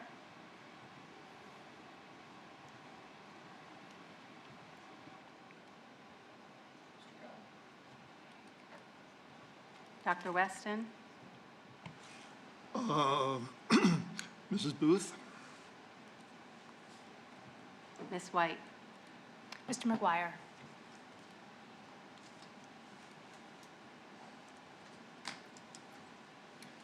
Mr. Cohen has 3, Mr. McGuire has 3, Ms. Booth has 2. Okay, so then we will move to round 2.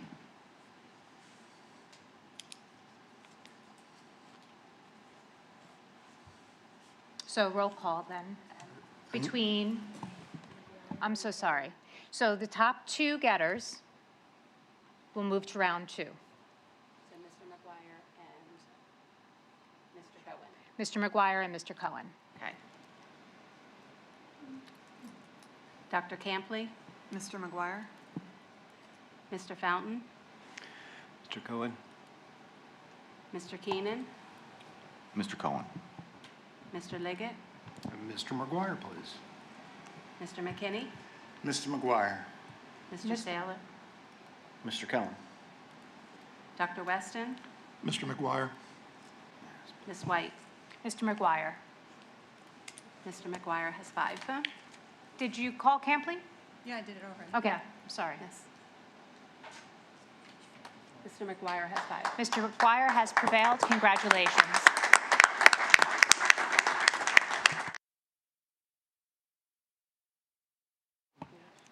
So, Mrs. Hurd, you will do your for your duty.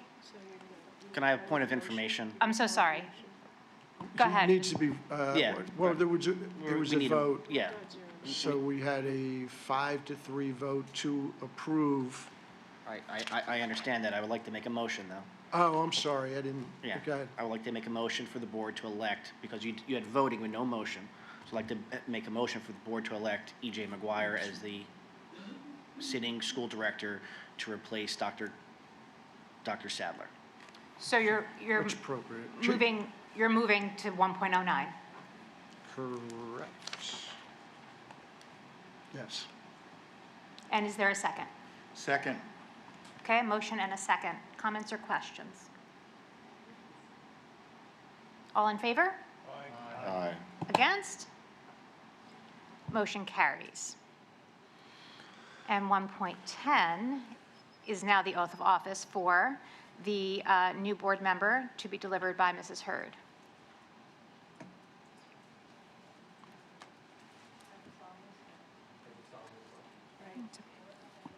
Mrs. Hurd, I'm so sorry. If you could just either hit that one or that one right there. That one's there is probably faster.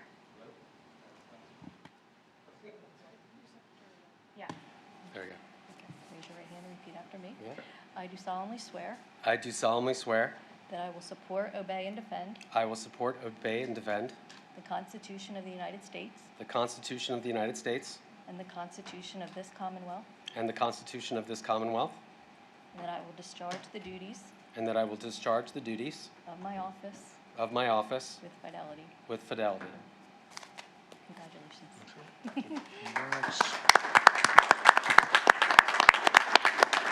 Mr. McGuire, congratulations. We will take a 5-minute recess for a photo and just some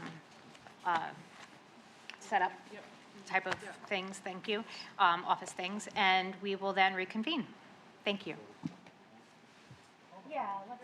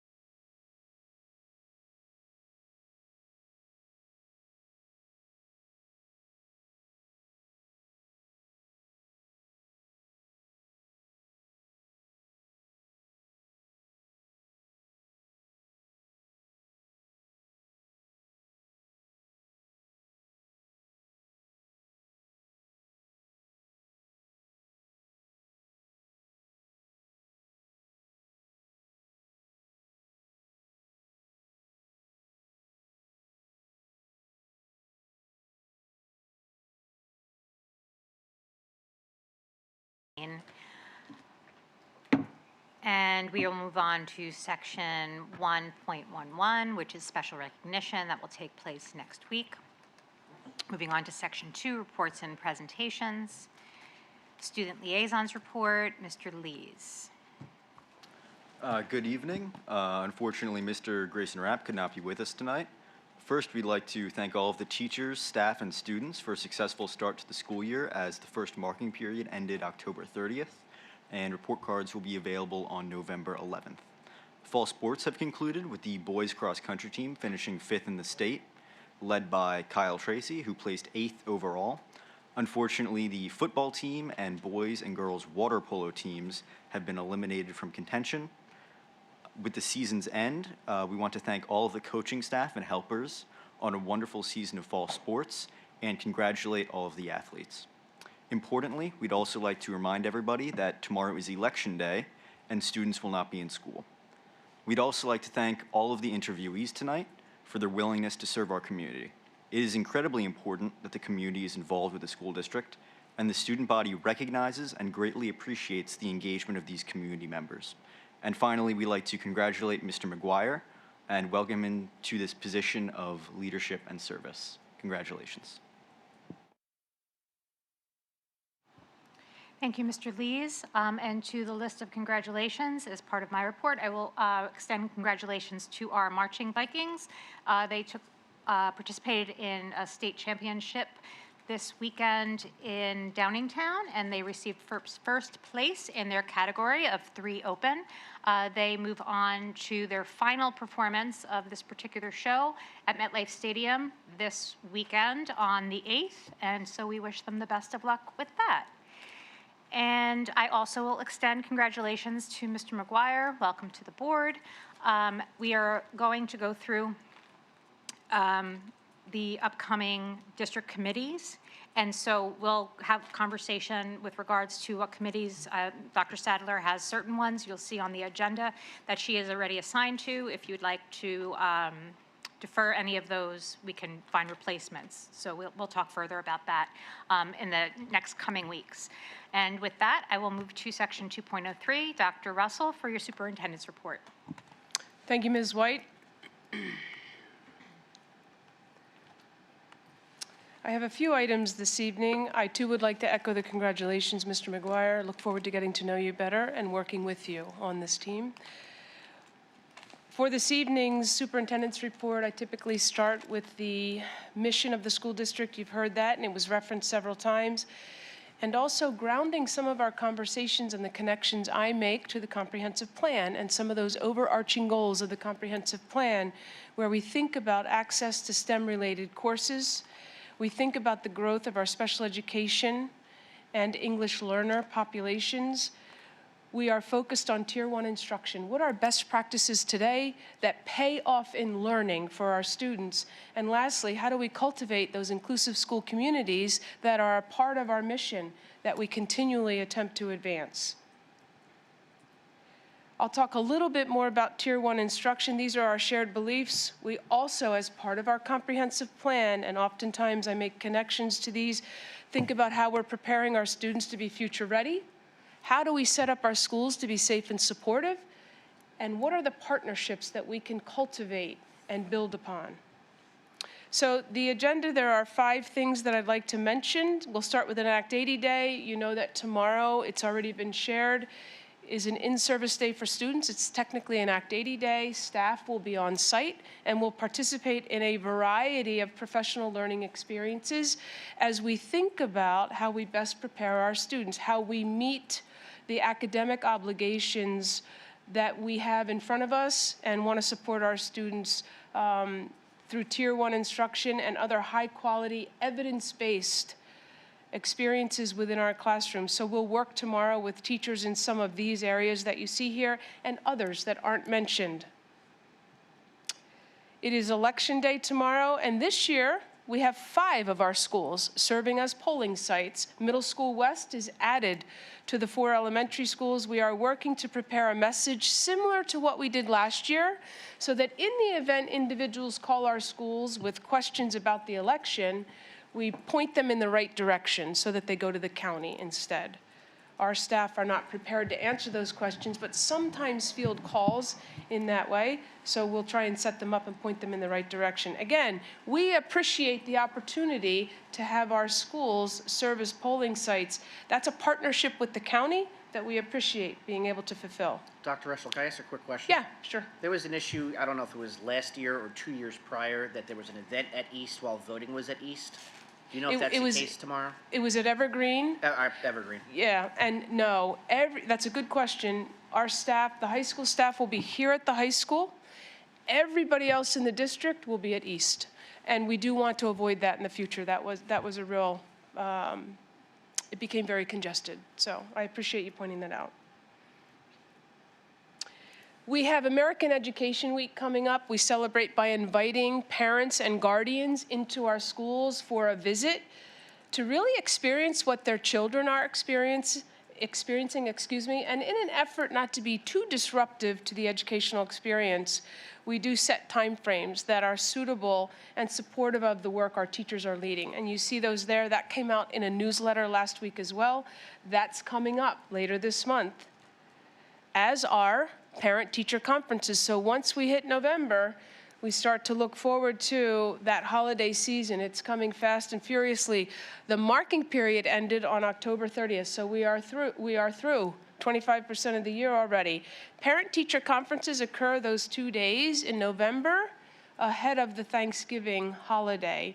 And the opportunity for parents to schedule conferences opens this week. Again, we appreciate the partnerships that we're able to build upon through these conversations scheduled between our parents and our teachers. They will occur on Monday the 24th and Tuesday the 25th. And lastly, you've heard this, a shout out to our PVHS marching band. They did a great job. I took this picture from Facebook. And a friend or two that also shared it. This is an opportunity to support our students. We know that students involved in extracurricular activities tend to do better with learning, and we really appreciate what these students have accomplished, and there's a picture. So shout out to our marching band. Nice job. And that ends my report. Thank you, Dr. Russell. Solicitor's report, Mr. Subers. No report. Thank you, thank you, Mr. Subers. Board and district committee reports. We'll have finance of the whole tonight. Policy will occur next week prior to the meeting at 6 p.m. We have assessment committee coming up on November 18th. Education committee of the whole will be on the 13th. And we have wellness immediately before that at 6 p.m. here in the high school library. Does anyone have anything to add about board or district committee reports? I just wanted to give an update on some of the activities of the PV Foundation, Wonderful. if I may. The foundation, as you all know, supports the educational mission of the district by providing funding for various activities and resources. And as such, there are a number of fundraisers that the foundation sponsors to help support their activities. Their SAT boot camp was held this past weekend, November 11th and 12th, in support of SATs coming up this coming weekend. It was very well attended, is my understanding. There will also be another one planned for March to support the March SATs. The annual Harlem Wizards basketball exhibition is coming up later this month on the 15th. Their ticket information can be found on the Foundation's Facebook page. There's also several other fundraisers in November that are coming up in partnership with some of our local businesses. Again, information on the Foundation's website and on the Facebook page as well. One coming up tomorrow is with Learning Express in the Providence Town Center. Mention the Foundation, and 20% of your purchase is donated to the Foundation for their activities. Also, for students that may be interested, the Foundation will be looking for 2 student representatives to sit on the Foundation committee for the following year. For students who are interested in what the Foundation does or in the learning about the operations of a nonprofit, this could be a great opportunity to learn that. There will be a call for applications in January with choices to be made in March for the coming school year. So that may be of interest to students, and I hope you can all spread the word about that. And that's where we are right now. Thank you, Dr. Weston. Does anyone have anything else? All right, so that will close section 2. Section 3, the consent agenda is currently being built as presented so far, and we move on to section 4, Mr. McKinney, education. Dr. Russell? Thank you, Mr. McKinney. And this evening, we have one topic on our education update, and it connects to the ways in which we advance our mission, where we cultivate inclusive school communities. That means a couple of different things. We certainly want our students to feel included and a part of their school community. We also think about how we include students. What efforts do we put forth to include students and provide them access to the general ed curriculum and the most rigorous academic experience we can design. So Ms. Aducci will talk a little bit about some of that work in the area of special education.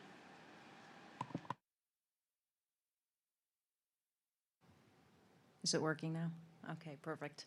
Okay, thank you, everybody. I have the privilege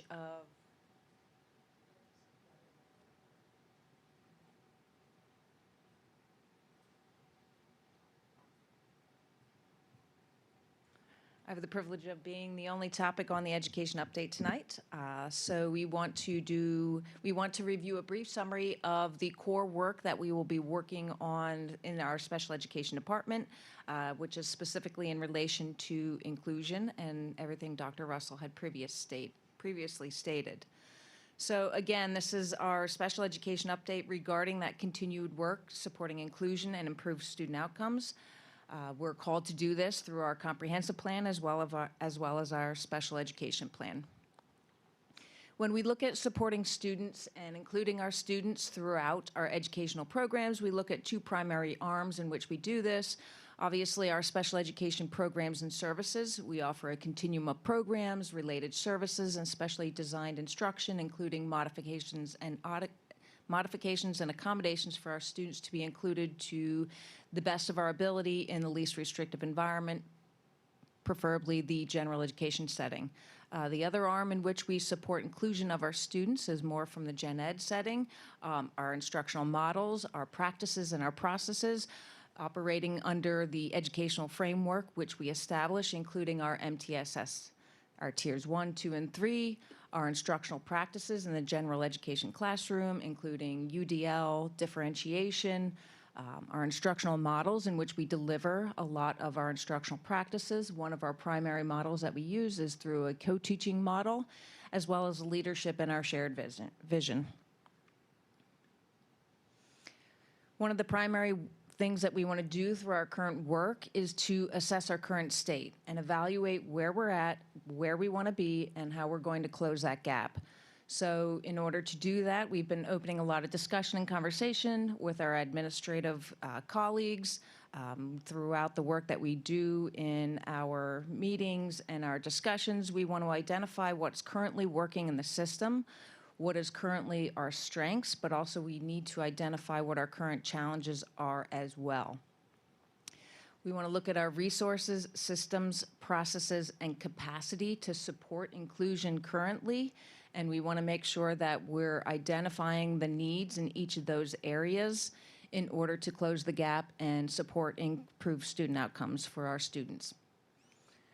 While we're working through that, we want to also ensure that our administration has a full understanding of the legal obligations and give consideration to those legal obligations as we're working through our inclusive discussions and coming to the final conclusion of where we want our programs and services to be in order to support our students.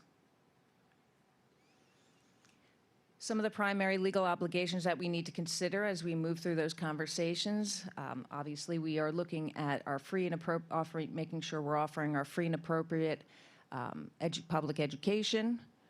We have to consider moving our students through the least restrictive environment, as well as moving our students through a continuum of support and services. That continuum of supporting services includes instruction and along their peers in the general education environment. It could include individualized instruction within a small group setting. Our inclusive support and services could include a specialized classroom or setting, one-to-one instruction, or a combination of all of the above. This is just for informational purposes only, in case you want to do a little additional reading regarding the legal obligations to provide FAPE along a continuum of support and services in the least restrictive environment for our students. As we continue our conversations with the building principals, central office, and district office admin, these are some of the key goals of developing an inclusion action plan for the year moving forward. Some of the areas that we want to focus on are building a robust continuum of supports and services, from those universal supports that we have, our FAB model, our UDL, restorative practice, responsive classrooms, inclusive instructional models such as co-teaching. Those are universal across our MTSS structures. Our targeted supports that also move along those MTSS structures, as well as those individualized supports and services through students' IEPs. Another goal that we have is to utilize a variety of learning and instructional models, from co-teaching to consultative models to facilitated models. The consultative models can include direct and indirect services as well. Right now, we have moved in the direction of putting a lot of our resources into co-teaching. I think we want to look at different ways that we can support our students across the continuum of supports and services, utilizing some potentially different models in an effort to utilize our resources differently. A key goal of ours is also to build adaptability, responsiveness, and flexibility into our current structures and programs. In particular, our scheduling and the way we have our buildings set up. We want to focus on improving specially designed instruction, bringing instruction back to what we refer to as SDI, making sure we are improving our staff's ability and capacity to deliver that specially designed instruction, not through just instructional tools or resources that might be an educational platform, but also improving their capacity to participate and deliver in research-based methodologies as well that are more portable, that don't necessarily need to be delivered just in the special education classroom or individualized setting, but can be portable and used across the general education setting as well. We are moving forward with our continued development of standard processes across the district. We really put a lot of time and effort into that as a special education department last year. Specifically, we want to make sure that when we are looking at making decisions for our students, including making decisions whether to what extent that we can include them in the general education setting, we want to make sure that we're not being burdened by looking for what to do in any given circumstance, and making as black and white as possible those standard processes that we can rely upon and lean into. We want to continue with that quality professional development for all professional staff. And we also want to continue to partner with curriculum instruction. It's been a goal of ours for the last year and a half, to really develop a complete partnership across the board with curriculum instruction, knowing that whatever curriculum instruction is doing, we want to make sure that we are going along for those discussions, because oftentimes our work overlaps and we are both working towards the same goals. Thank you. Any questions? Go ahead, Dr. Campley. You're going to miss me, I know. But inclusion is an area that I'm not saying I'm against, because obviously in my position as a psychologist, I'm all for inclusion. But I think with anything, there comes balance, right? So in education, being in it in a lot of years, I'm not going to say how many, because at this point I'm starting to feel old, but we see the pendulum, right? We go all in this way, and the next thing we know, we go all in this way, and we don't really find that balance in the middle. And I do feel strongly that we need to be cautious with inclusion, in that it's not a one-size-fits-all model.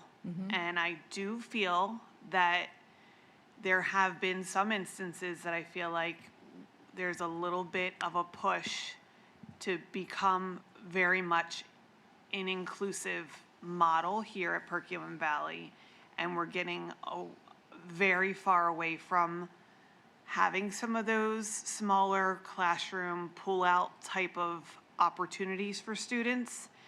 And there are students who really do benefit and make better progress in the traditional pull-out, going to a special education room model to get their instruction. Some students are overstimulated in a large group environment. Yes, I understand it's co-taught and they're breaking into groups within the room, but it can be overstimulating in that room. There's just a lot going on. The pace may be too much, and they just need to be in that small room. I just think we have to be careful. Least restrictive environment doesn't always mean that you're in the gen ed classroom for your instruction, and then that's where you should be, and that's what the goal should be for every student.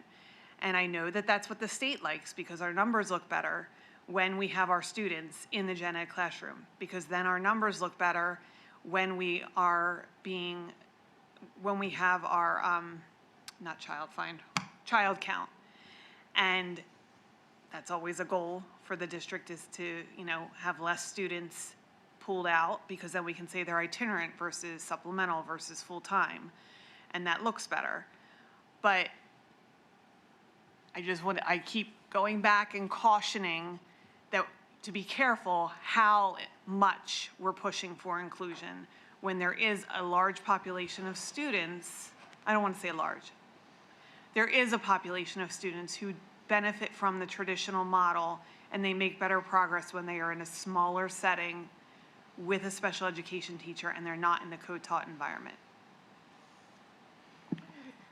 Thank you for that. So that's what the work we're looking to do this year, is to really evaluate our programs and services, look at the models in which we're delivering and trying to include our students to the best of our ability across a continuum of supports and services. And we want to make sure that continuum is a robust continuum of supports and services. We don't want to find ourselves in a position where we're relying too heavily on one extreme or the other and not having that level of support in the middle. And you were mentioning itinerant to supplemental to full-time.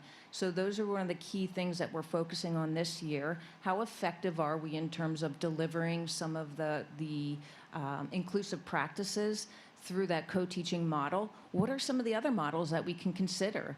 We have limited resources, and that's a big thing that we need to be focusing on as we move forward into a tight budget year. So as we're moving forward and making those decisions, what are the resources we have? How effective are we with some of those resources? How do we move forward with those resources and use them as effectively and efficiently as possible? And that might not rely specifically on one model of co-teaching only. The law requires us to consider that continuum of supports and services. We need to make sure we need to look at how effectively our students or how much success they're coming forward with in terms of that delivery model. They might need additional support and services. So we do want to consider that. What we're finding is that we're coming upon some challenges in terms of the way some of our systems are set up that aren't necessarily adaptable or flexible enough to respond to student needs. So we want to take a deeper dive into looking at those support services, the systems. Our schedule is one big thing that we want to make sure that we have the ability to move through that continuum of support and services, that we're not putting all of our eggs in one bag over here on one extreme or one side of the pendulum, so that we do have the ability to move fluidly back and forth as our students' needs change. No, and I appreciate that, because what I saw for a while was we were getting too heavy-handed on the one end. And I appreciate kind of looking at having a little bit more flexibility. And I can also appreciate that it's a little hard scheduling-wise and with staffing to have that fluidity and flexibility, because it's like, okay, well, if I have them co-teaching over here, that takes a whole person. And now I have 3 kids who also need direct instruction in a small group environment. Now who's going to do that? So I appreciate the difficulty in figuring that out. So I'm really happy to hear that we're trying to find that balance. because that's all I'm asking for, is to look for that balance, because I did feel for a while there we were getting a little heavy-handed in pushing for almost everyone to be in that inclusive model, which again, if it works for a student, absolutely. But there are those students who it doesn't work for. So I'm glad to hear that we are trying to get creative and figure out how to be more along the continuum and have balance. Thank you, Ms. Aducci. I appreciate you bringing this to the full committee of the whole, the board of the whole, rather, in the update today.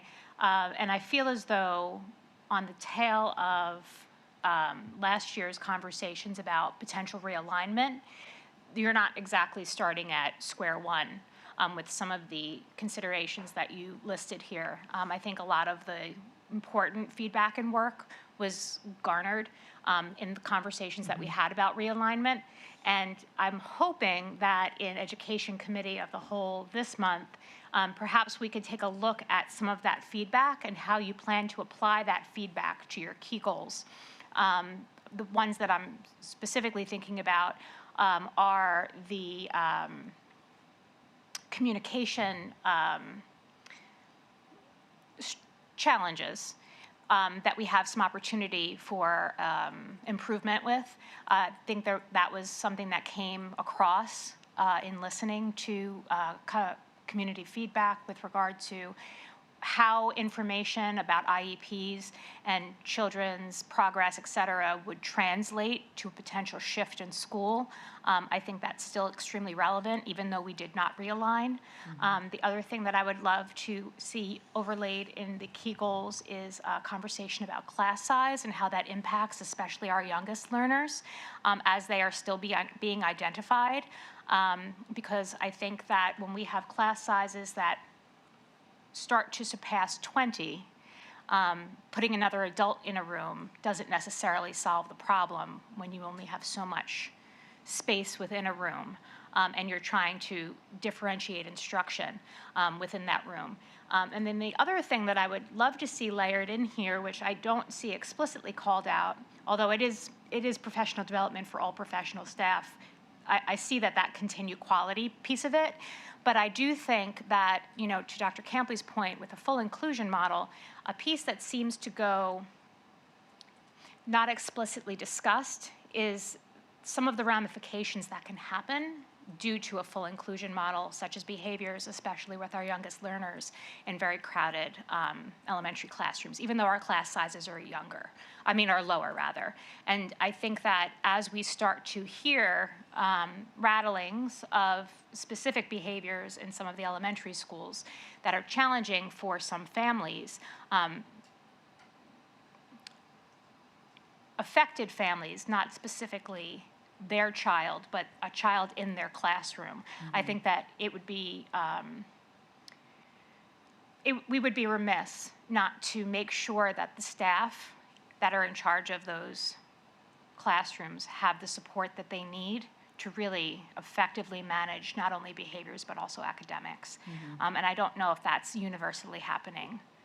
I don't know if the staff feels completely supported, and I want to make sure that that's discussed. I think those are all important conversation topics. In particular, we want to build in things in which we are able to be proactive in our decision-making when it comes to communication, when it comes to our students who are transitioning from the elementary to the middle school to the high school. We want to make sure we're preparing our schedule for those students, that we're anticipating the needs of our students. When it comes to our current models, we are running into challenges that we're trying to address as efficiently as possible. I can say that we are meeting a lot with the individual schools in particular that are experiencing some of these behavioral challenges, and we are brainstorming a number of different ways in which we can squeeze a little bit of extra flexibility out of the current schedules or structures or systems that are in place. How can we maneuver within that without bringing down the entire house, as well as supporting our staff and students? So I can tell you I've been involved in those conversations. We're meeting on a pretty regular basis in regard to some of those buildings that are experiencing those difficulties.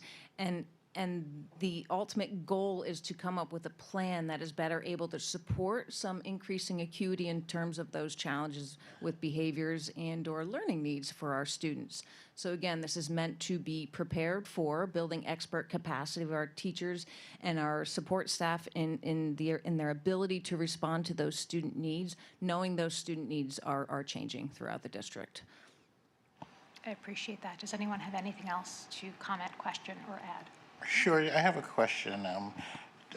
Taking into consideration all the planning that goes into these plans and the decision-making, and this is kind of like the chicken and the egg, like, when you have the comprehensive plan, you have the special education plan, does one inform upon the other more than the other? Or is it something that, like, I'm trying to figure out the process of how do you take those plans, which ones, the comprehensive plans informs upon the special education plan or vice versa? So. I mean, I think they're not mutually, I think they work together. I think they overlap. I don't necessarily think that one trumps the other in terms of which one informs the other. You know, we look at our special education plan and the goals and the vision that we have set aside, and we look to overlap that and see how we can work together and combine that with what's laid out in terms of improving student outcomes for some of our groups, such as our ELL and/or our special education students.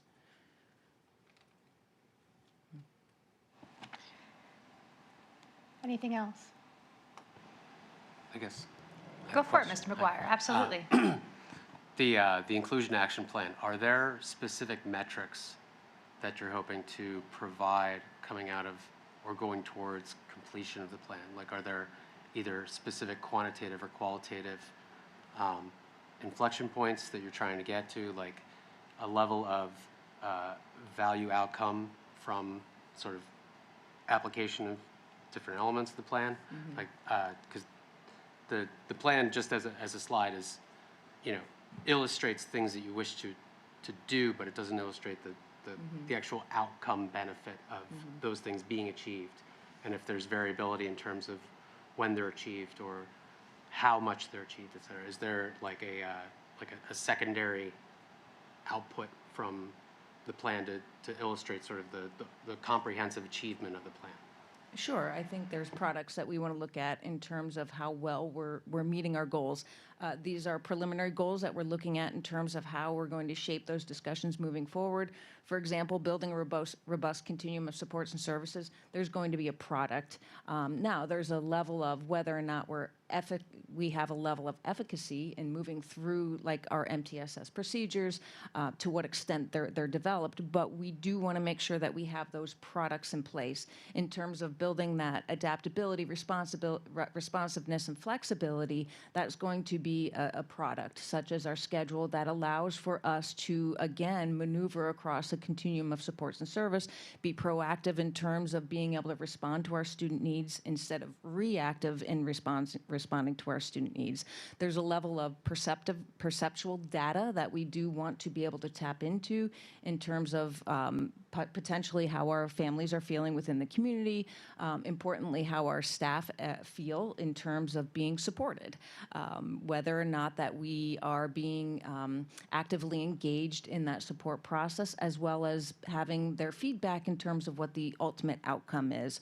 We always have our numbers that we kind of look at in terms of the special education data that comes out after our December 1 count, a couple of months after that. That tells us, from an inclusion standpoint, how well are we doing? You know, right now we're probably hovering at about 82% of our students who are included 80% or more of the day. We do want to be careful about falling into the trap of including just for the sake of inclusion. So that perceptual data, that data that how are students feeling, how are teachers feeling, how is the community feeling, also has to counter that. It's not just a number of how well we're including our students, it's how well we're doing inclusion as well that matters. So there are some data points that we are able to take. There are some products that we do want to make sure that we're coming to out of this producing. One thing that we know we want to do when we're working with curriculum instruction, for example, we're looking at the science of reading, and we're looking at a new way of approaching reading. So when we're moving into that, we know that we want to look at where is our staff's knowledge base in regard to not just the science of reading and being able to teach our students how to read in the regular education classroom, but also their ability and how good they feel about their ability to address student needs that that come out of that. Students who aren't successfully learning how to read or engaging in the process and engaging in the science of reading within the general education classroom setting. So one of the things that we do want to measure is what's your current knowledge base? How comfortable do you feel with some things such as the science of reading? And then we want to make sure that we're continuing to work with curriculum instruction and not just educating our staff members about how to teach our students or how to teach our professional staff to deliver that science of reading, but also how well we're able to build their capacity in an effort for them to intervene when students aren't being successful in the gen ed classroom setting, and they might need a smaller group setting. So that product essentially is, how do you feel right now about it? And then how do you feel after we're engaging you in some of those professional development activities, not just through curriculum instruction, but also utilizing some specialized resources such as the MCIU. So there's a number of different data points that we can look at. Some of them are actual products that come out, some of it is perceptual data, and some of it is just numbers that we can look like in terms of our special education data across the board. It definitely sounds very multidimensional, but is there anything that you would highlight as a North Star metric to say report back to the board you're either on or off target, you're achieving the goals of the plan? Is there like a figure or a data point, or is it kind of a comprehensive multidimensional report? I think when you look at special education, it's almost always a comprehensive multi-dimensional report. It is complex, and there are so many things that intertwine with it. It's hard to pull out things individually. We do have our data points that we get and that we receive through the state, and those tend to be how well our students are doing. Are they attending? Are they graduating? How well are they doing in the Keystones and the PSSAs? How well are we including our students? Are we placing our students out? So we want to always keep our eyes set on those, but those don't tell a complete picture. So I do feel as though when we look at this plan, we want to get back to the basics. We want to make sure we're doing the basics right in terms of inclusion, co-teaching, looking at different models in which we can help support our students across the board. So those products are going to be very important, because without those products, we can't continue to build on that our vision, which is to include our students, to building that inclusive community and having the students included to the best of our ability in the general education setting. Without those products, without those standards, without those processes, it's really hard for us to move forward on a foundation and like a firm ground. So for me, we want to keep those data points in mind, but we also want to make sure that we're building the foundation, creating those products that are going to be used moving forward to be able to make sure that to be able to help ensure and facilitate that our students are that we have improved student outcomes. So to me, it's building the foundation right now, getting back to the basics, and making sure we have a solid ground to stand on, and that we have the capacity to maneuver within those systems. Anyone else? Ms. Aducci, thank you so much. Thank you. For your continued diligence.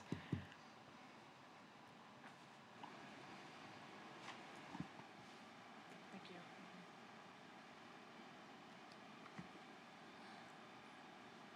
Okay, thank you.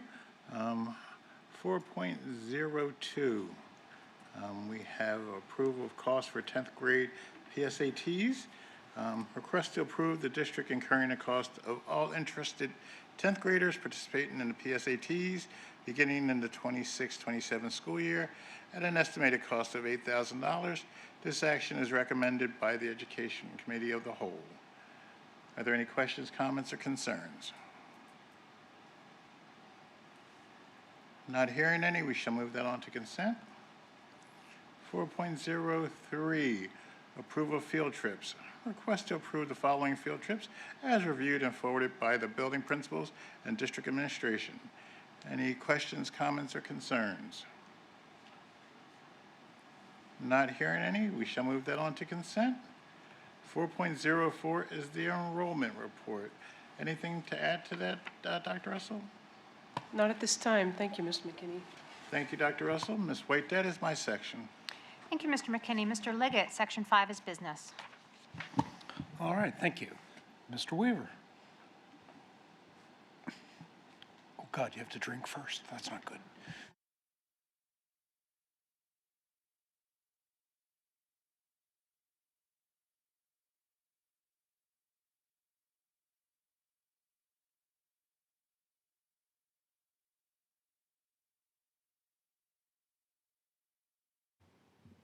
Here we go. Good evening, everybody. Wow, we're farther back. Okay. Okay, and that's my report for the night. Best report ever. Thank you, Jim. Okay. It's kind of like Harrisburg and Washington, D.C., huh?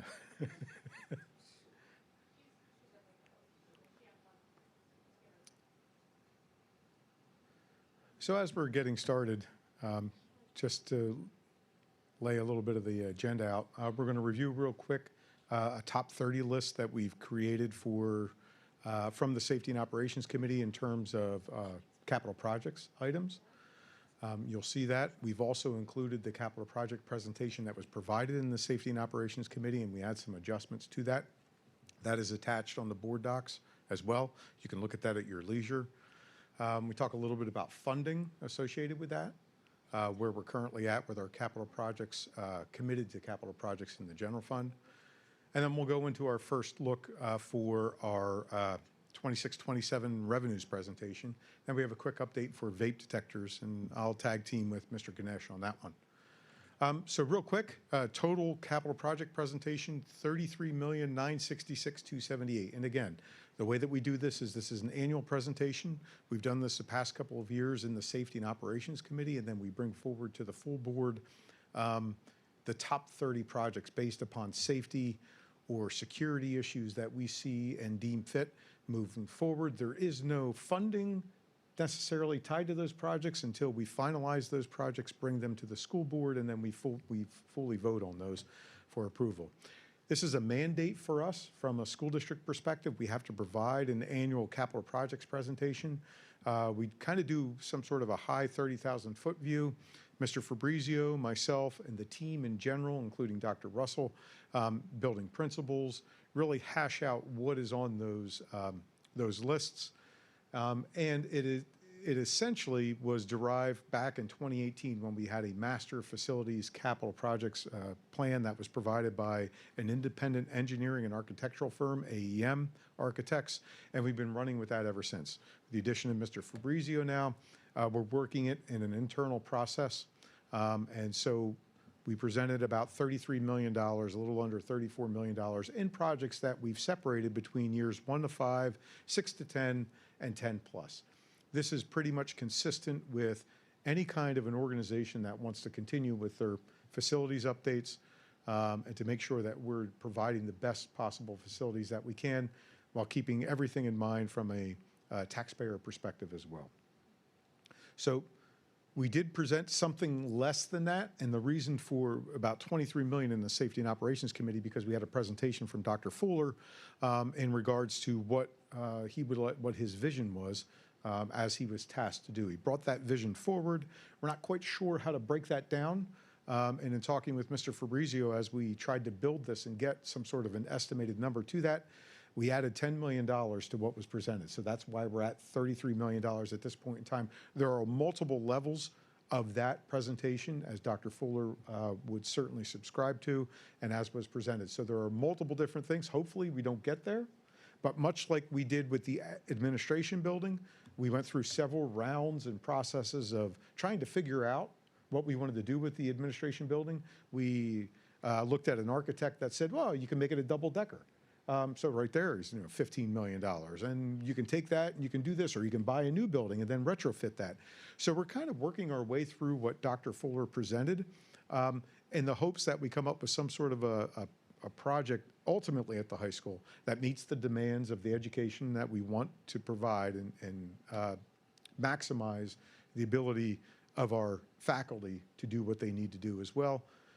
Just like the administration building, where we started out really high and we ended up with an internal renovation that did exactly what we needed it to do. So that's kind of where we're at with the high school. Again, we go through this process. Remember, it's a fluid document, so we might come to work tomorrow and everything might be on the 5-year plan for a boiler, and then the boiler goes, and then we've got to address it. So that's what I mean, it's a living document. It could change tomorrow. It gives us a general scope and structure moving forward for the next 10+ years. Here is the developed top 30 capital projects list. Many of these, I'm not going to go through them because there's a lot to read there, but many of these have to do with safety and security throughout the entire district. The last item there is a JFAB, and again, for those who are new, the actual AEM presentation did have a source code to that. We've kept that source code. Everything that we've added that has been new through Mr. Fabrizio, since Mr. Fabrizio has been here, is a JFAB XX. So it's JFAB XX and usually the building associated with it. So that number 30 there, JFAB XX, that's the high school, and it's the high school project as presented by Dr. Fuller. And again, that's a general $10 million. We certainly don't hope to be there, but that is at $500 per square foot, which is the current cost of any construction that we're seeing in the industry. It doesn't take long at 20,000 square foot. There's a couple of $1 million right away. Is this in a particular order of importance? So the top 30 or the high school? The top 30. The top 30 is not prioritized. It is just listed in there for us to address. I know I've said this before. I think other board members have said it before. Having a safety vestibule at district office to me is extremely important. It's just there's a different feel at district office than the buildings. And it needs to be a little bit more secure. So my opinion is the quicker we can get safety measures at district office up and going, I see a district office safety vestibule.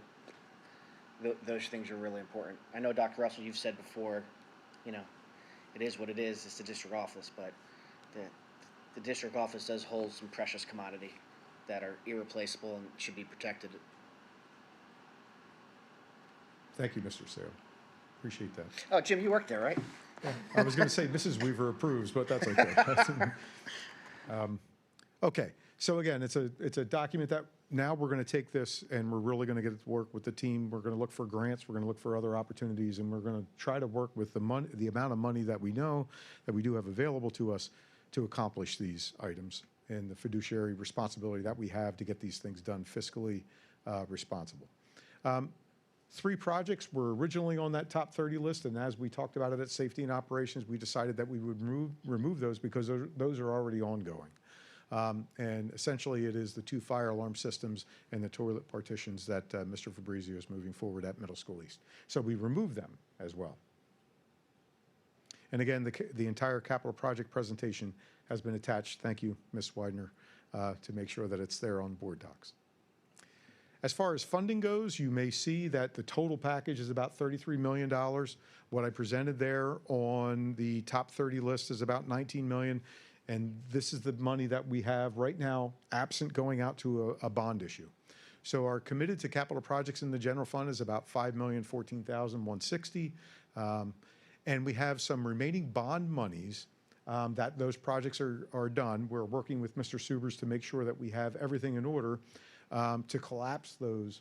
And then the board can decide, along with administration, to either add that $932,000 to the committed to the capital projects. Remember, once it goes in there, we as a school board have the ability to maneuver that money back and forth. If we want to put it back in an unassigned fund balance, it's all okay to do that. So as a reserve temporary fixture, we're working on getting the finalization of those $932,000 added to whatever funding vessel that we may have. Part of the issue that we're running into with the actual motion that we need to do is to ensure that we have not pierced arbitrage. Arbitrage is something that essentially means that we cannot borrow the money, let it sit, and earn more interest on it. It's just not allowed by IRS standards and regulations. So we have to have our arbitrage managed and calculated for those 3 bond issues, which Mrs. Hurd and I are working with PFM at this point in time and PSD LAF. So once we get that in order, you'll see that as a board motion to collapse those items, and then we'll have the ability to recommend where those $932,000 go.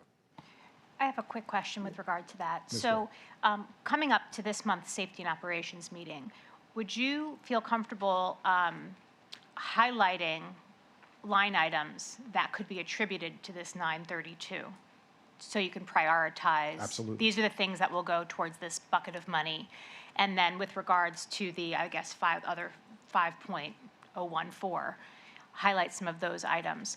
I agree with Mr. Saylor that we've had really lengthy discussion about the need for a more secure entrance to the district office. I think everyone in the district office would agree, including Chief Miller, that is paramount. And then there were a couple of other items that I don't think made it to the top 30 that I emailed over to Mr. Fabrizio and Chief Miller asking about with regards to, for example, sidelight covers for our buildings. Those are all things, again, in the vein of safety that I think are real priority items. Fair enough, absolutely. But to see a highlighted list so we can know what's covered potentially and not covered, and then we can start to have conversations about priority within the committee. Sure. Once you've already prioritized. Absolutely. We wouldn't do it without the school board input anyway, so I appreciate that.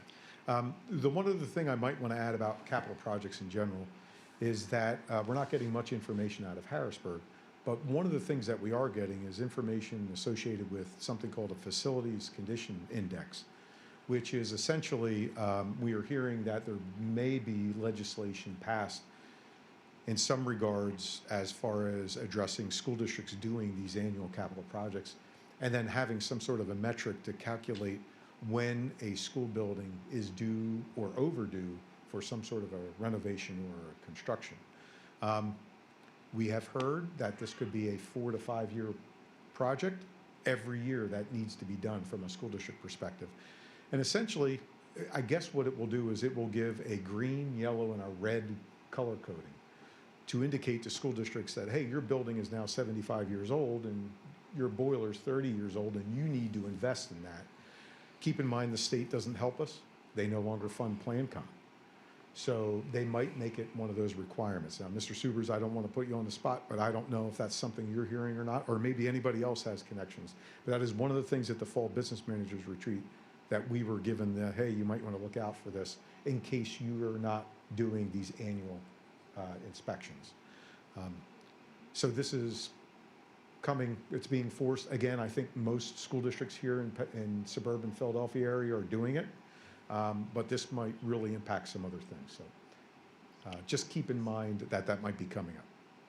I just have Ms. White, I don't know if you want to just say we'll catch up with the safety and op meeting. Obviously, I'm not on that committee. Always a big differential between a need and a want. Looking at some of the renovations for the high school and the asks, there's a $2 million ask in year 1 through 5 for a high school locker room removal and abatement, which is the second largest ask in the high school. What exactly is the goal for that?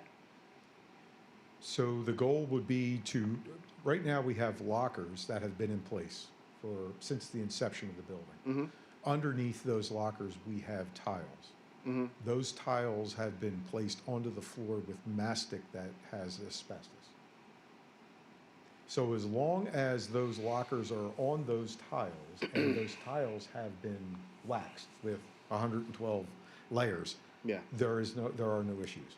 If those tiles get cracked or in some way, shape, or form opened up, then that might be an issue. So the incentive is to really look at what it would cost for us to remove the lockers because they're no longer used, and then to remediate what is underneath there and replace the flooring. And do what with the space?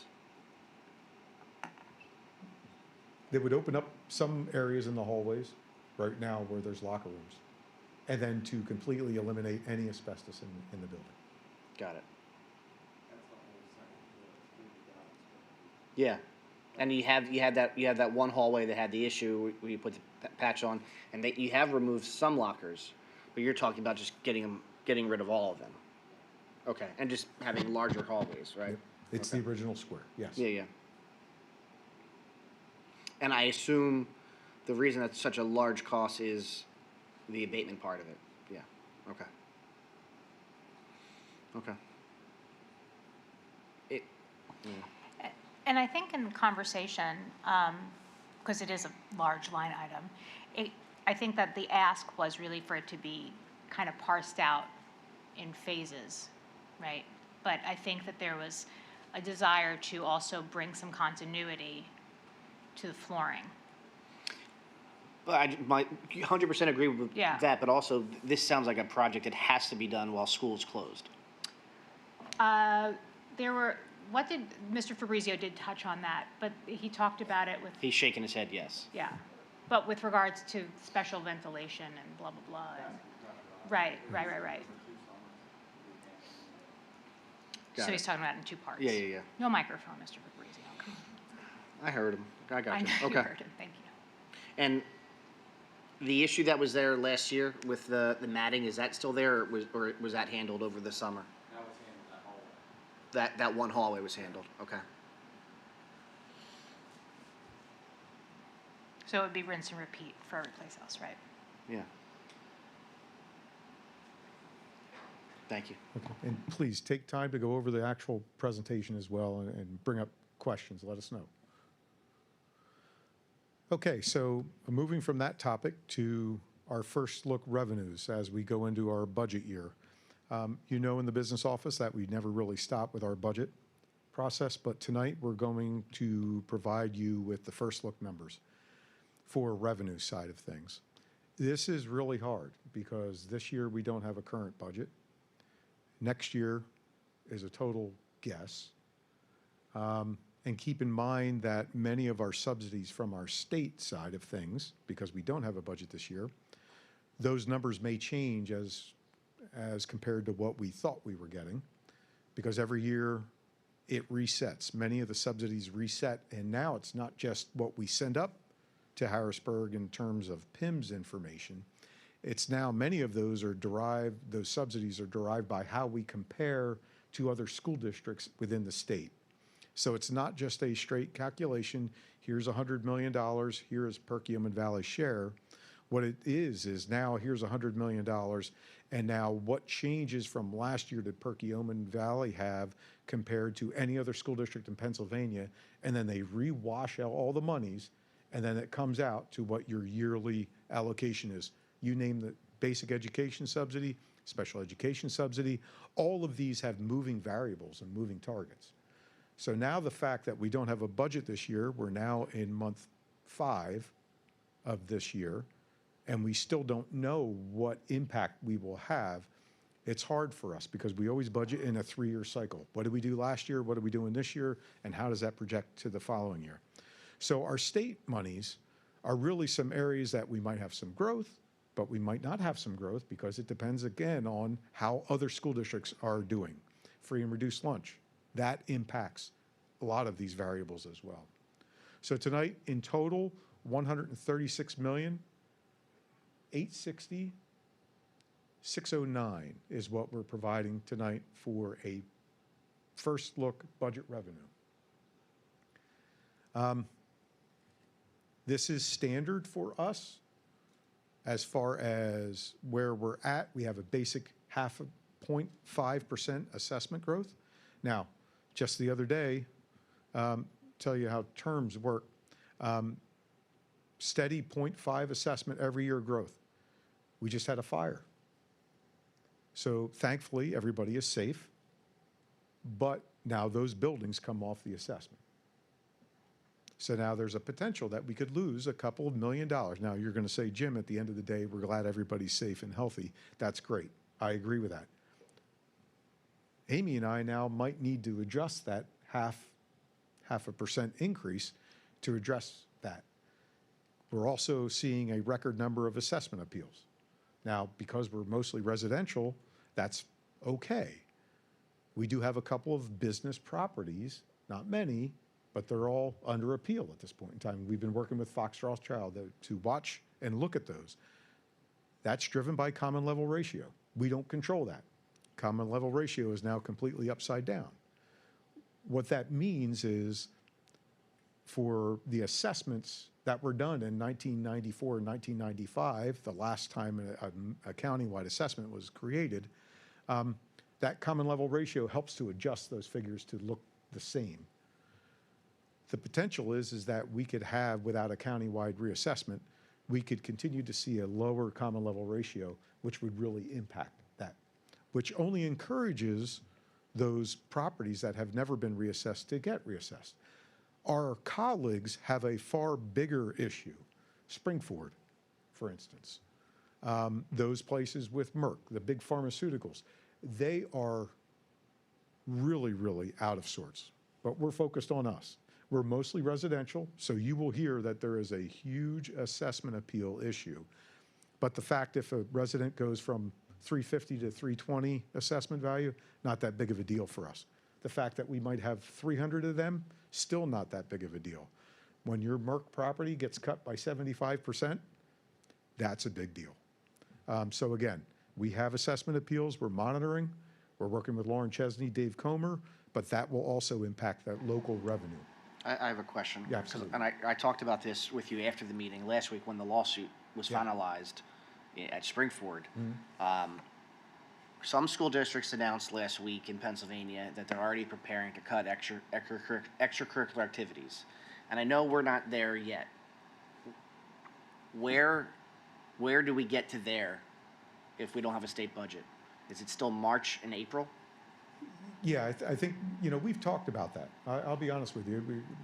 Dr. Russell does a good job of keeping Amy and I together about these things.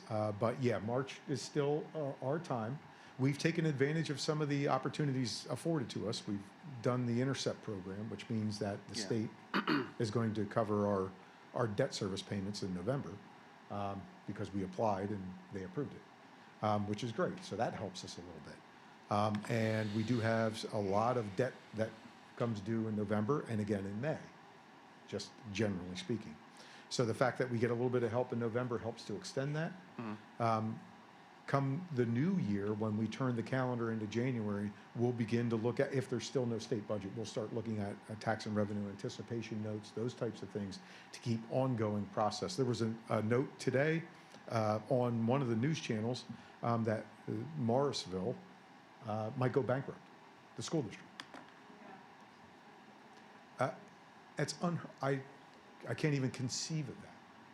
However, if the state doesn't take care of business, at the end of that, March or April, you will definitely see school districts in suburban Philadelphia or suburban Pittsburgh really starting to hurt. Is that where we are? Is it March and April that all of a sudden there's going to be some extremely difficult conversations? Yes, still in March and April. Yeah. See, Dr. Russell, I share the joy with everybody. I mean, I know we talked about it outside the meeting already. Yeah. And you know, what the other school districts are going to do with millions of dollars being lost by the lawsuit, and you know, the finality of what Merck is now, or the other pharmaceutical companies are now not paying anymore, and how that might affect. But it still might affect us now because we do have businesses, and even if those businesses go from, you know, 3 to 2, if 10, 20 of those businesses drop a little bit, they drop 5 or 10%, that's still money out of our pocket, out of the school district's pocket. Probably the most important thing, and Amy and I always talk about this, it's much more important for us to look at if there are layoffs. Because our people live here, they might work there. Yeah. But if there are layoffs in some of these bigger corporations that people live here, earned income taxes, you know, those types of things. Again, we go off into a different little world there. But yes, you are correct. This economy is impacting the many different things that we do in a lot of variables. So, just to finish the local, we have a local cut here that we show. And again, one of the things that we always track our alternative revenue sources, so our real estate transfer taxes, our interest on investments. Remember, and again, I'll say this again, every time the Fed cuts rates, that's great. That's supposed to spur business. But the reality is, for us here in Perkiomen Valley and in my chair as a business administrator, I say, oh no, we get more money in the bank and we can't earn as much interest. All of that interest earnings helps to go to offset all of our educational programs. So that's flattening out now. So we're at 2,150,000, and a couple of years ago, well, last year's unaudited figure is about 2.3 million, almost 2.4 million. We had hopes that we would exceed 2.5 million. So now all of a sudden we're 350 to the negative. If you look at my projection from 3 years ago, we thought that that would continue to rise. So again, we continue to monitor those things. Here is the state and federal. You notice the federal's one line item. It's only 631,000 or 651,000, sorry. The state, again, the only changes for the state are the PSERS and the FICA. Because remember, that's driven by the actual salaries, projected salaries, and they participate in 50% of that. So we pay the entire 34% up for PSERS for every dollar in salary, and then they give us that half of that back in the form of revenue 6 months later. So, and they do the same thing with the FICA costs as well. So some bar charts there, just in case you really don't care about all the little tiny numbers that Weaver puts up there, that's fine. Here's a bar chart. This is not shocking. Most of our revenues come from local sources. And again, from my perspective and the business office perspective, Amy and I, it's just a mess at this point in time from a state and a federal budget. And a penny for your thoughts, because really we're all in this together. But all of our data trends, all of the normal things that we have that I can stand up here with confidence and say, we really believe this is what's going to happen. All bets are off for a lot of this stuff. And I talked about the alternative revenue streams. And yes, we will continue to look at various grants and grant opportunities like we've already done with the fire alarm panel system, a $1.3 million grant. And we'll continue to turn over every place that we can. This is the alternative revenues right here. And you can see in coming out of the pandemic, that was a much smaller line item. And now it's almost, it was over $4 million in unaudited figures. So, and we predicted that it's going to go down. So the next budget steps, well, so we're going to hope that we have a state budget shortly. And if we don't, we continue with the conversation. Amy and I are looking at exceptions and what that calculation might be, and to bring it forward. And no, we have not brought those forward to the school board in quite some years at this point in time, but we really think it's worth it for us to go through that process and that activity. We will have an equal sign presentation, the first meeting in December. And along with that, we'll do the 5-year projection. Hopefully the PSERS rate will be set in December. And again, the governor is expected to provide their budget, 26-27. We don't know if it will be a 2-year budget. It could be at this stage. I mean, if we still don't have a state budget by the time they give a February budget, they might just do a 2-year budget. Some states actually do a 2-year budget for planning purposes. But usually you're not a year behind when you do it. So it'll be interesting to see where that goes. Can I ask a question? Absolutely.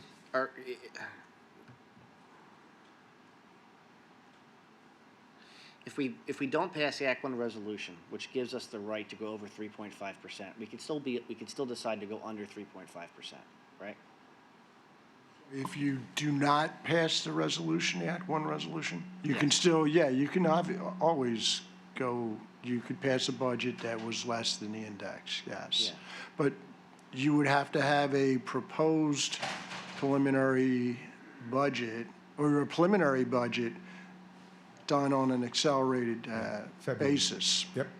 So I'm going to ask you the question. I find it hard to sit here today and say, yes, we're going to be able to keep our tax rate under 3.5% without knowing when there's going to be a state budget, if that state budget passes and gives us, let's say, 10% less, if the federal revenue comes in and say they're going to give us 25% less, how you do that? How could you make that decision? You have to balance your decisions based on the information you have of the day. My suggestion would be, whether I'm on the board or not come that time, is,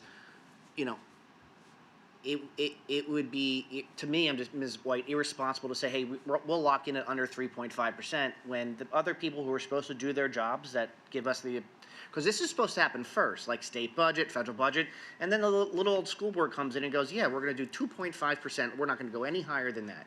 Well, it's hard for us to lock in and guarantee that we're not going to go over X without knowing what's going to happen.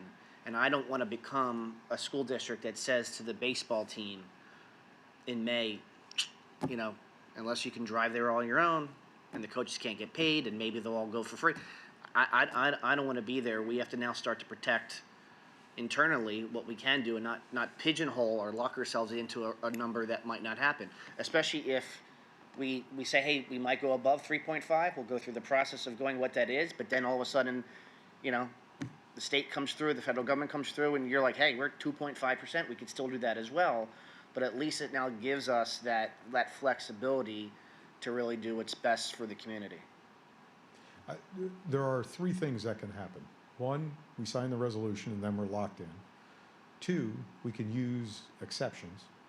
And if those exceptions are approved for special education costs and for PSERS costs, that's it. We don't qualify for the construction costs. Those two items, if the state approves them, then whatever that equates to from an equalized millage perspective, we can add to that 3.5. Or we can go to we can just take it right to a referendum. Yeah. In May. Well, referendums cost money. Yep. Oh yeah. And they don't pass. This slide, this slide has in quotes normal budget process. There's nothing normal about not having a state budget and not having a federal budget, right? Yep. So, a referendum just costs the taxpayers even more money, right?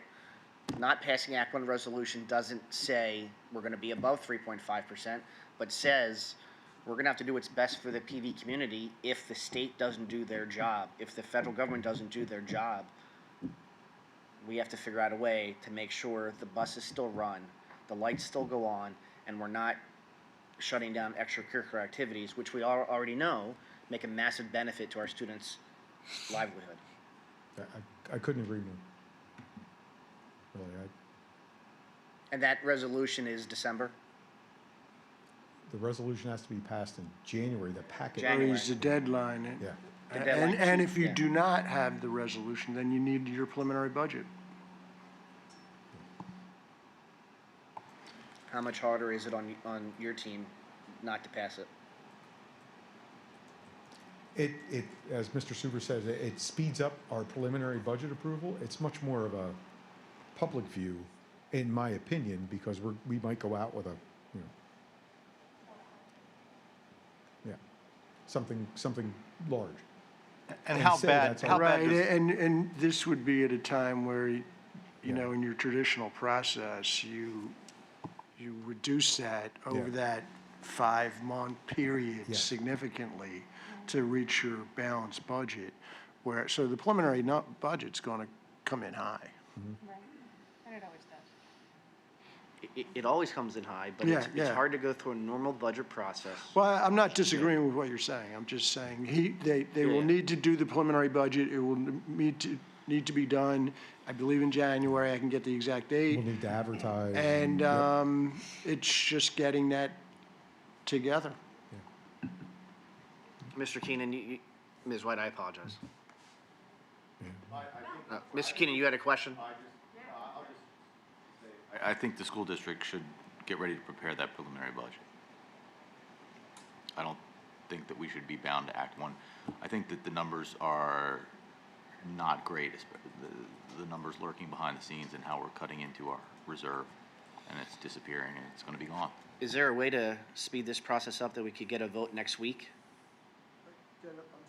What, next week? To get a vote next week where we state we're not going to be bound by the Act 1 resolution, that we're going to go through? Well, you could direct the administration to prepare a preliminary budget in lieu of the Act 1 resolution. I think, Mr. Saylor, what I would offer is something you said a few minutes ago, and we've talked about this. I think we need to know what we're up against. We need a state budget, we need a federal budget, I think, before the board puts itself in a position to make a very significant decision on behalf of the district. So if the board would so please, I think we should give it a little bit more time. The preliminary budget, if the board does not approve the resolution by the end of January, isn't due until February. And I think that's a reasonable path for us to take considering the circumstances. I would advise the board to hold off a little bit longer before making any decisions around the budget until we see what the state's going to do. Of course, but we could be in February with no federal budget and no state budget. We could be, but Yeah. right now is early for the board to put itself in a position to make a decision like that, to stay below or at the Act 1 index versus being able to go beyond and apply for exceptions. Yeah. I just think if the board gives itself a little bit more time, we may know more. But as Mr. Super said, you could go again, you could not pass an Act 1 resolution and still come under the 3.5. You could. Yeah. However, there's no urgency for you to take action at this point, other than the board could change over. I And the wasn't views saying to could be do- different. I just wasn't saying to take Yeah. action tonight or now. or I just don't want to it's get not to saying I'm just February. Just trying to and weigh then- in. I just don't want to get to February and then say, you know what, we don't know what to do now come next month, and we might want to have to start. I want to be proactive in a special hidden Excel file that says exactly what we're going to do to keep the buses running, to keep the activities going. So, and I appreciate that 100% with everything that you've said. And I think that my assumption, and hopefully it's not a faulty assumption, is that that's actually what's happening anyway. Like, that is what you're doing with your team, Mr. Weaver. Yeah. Day in and day out, is you have an idea of what the number, the dollars are the dollars for operating expenses without any extras, right? All existing, current, known costs, contracts, et cetera. So you already know what that number is. And then really your goal is to figure out how close you can get generally under Act 1. And that Act 1 number is the number, to me, that number is irrelevant because there's a cost of doing business. So it's what burden falls on the tax base, right? So one of the talking points with Act 1 is that, well, you're hitting Act 1. Well, we should be under Act 1, or why can't we be further under Act 1? Or people have said anything above zero is that's an increase. Well, that's not real life. So it's sort of, to me, a little bit irrelevant as to voting on a resolution or not a resolution, because the number is going to be the number regardless. And I'm not saying they're not doing their job, but the other school boards, because I've watched their meetings, have said they're doing the job, and then all of a sudden now they're announcing we're shutting everything down. And I just want to make sure That we don't fall into that same category. Yeah. I personally have full confidence that that is not the situation for Perkiomen Valley, but I understand the reason to raise the flag. Excuse me? We're going to get close. The projections have us going close to the edge. That's where the projections have us. Our going. runways till March, is that what you're talking about? Into the future, our projections have us going bankrupt. So can we reverse the curve and stay on the solvent side of the line? So that's a standalone. That sounds to me the opposite of what Mr. Saylor is saying.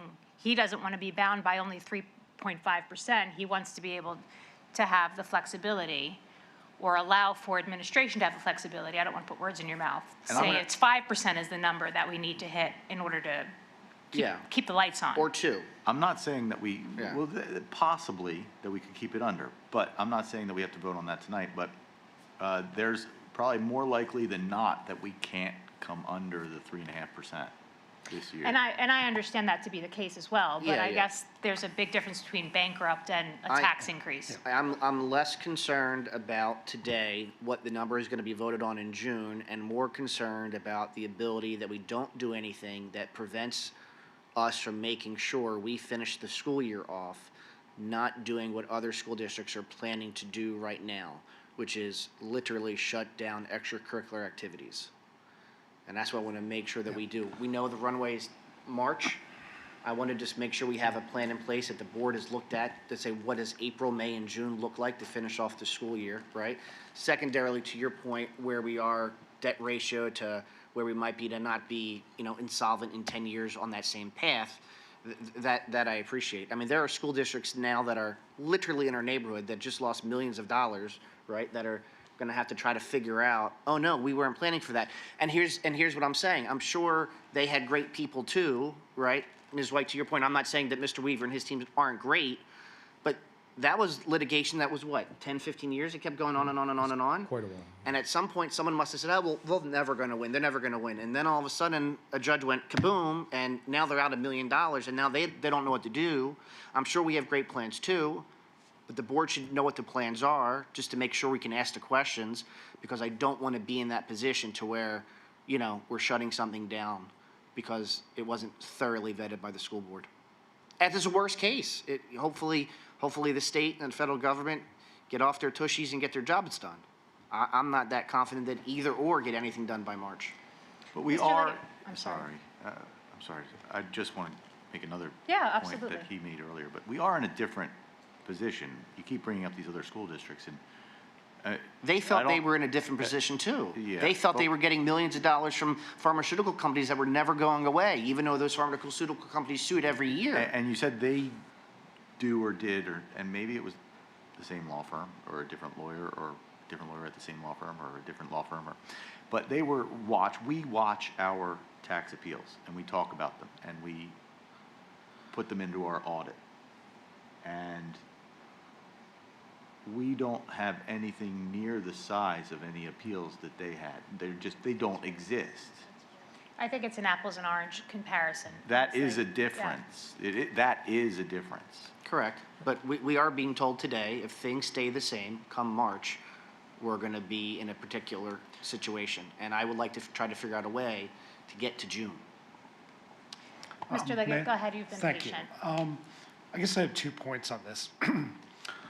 One being in general and in theory, this is why those of us that have always had the inclination to keep the unassigned fund balance as close to 8% as possible is because that is in many ways, our safety net. It's our utility belt. It's the way that we get through things that we don't anticipate. So that's more in the general thing, because right now we're sitting around the 6% thing. My second point would be that close to $1 million, that 900,000 or so that is still being reviewed by Mr. Subers and has to go through arbitrage. Do we have a time frame for when we think those funds may be available? Because they don't necessarily have to go into the capital budget. Am I correct, Jim? They could go to unassigned.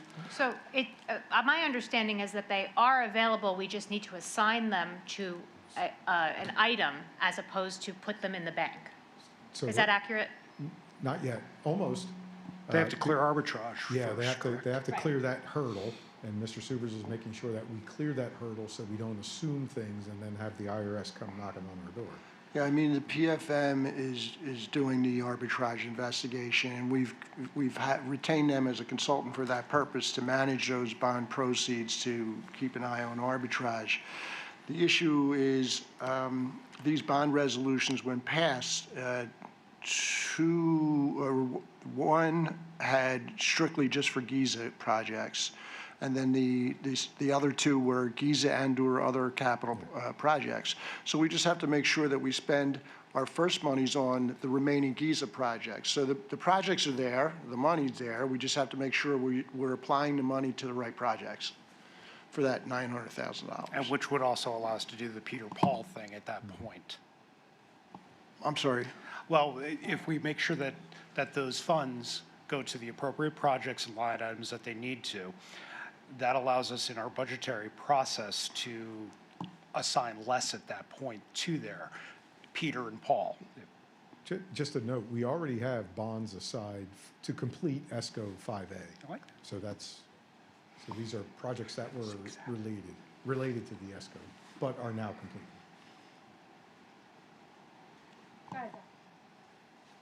So I'm hearing a few different things. The first thing that definitely stands out to me is the whole apples and oranges. We don't have a large lawsuit overhanging us, that that could potentially come back and surprise us and say, hey, we now owe X, Y, and Z, so that we aren't anticipating. Not that doesn't mean that we couldn't be sued tomorrow for something, but as of right now, we don't have anything.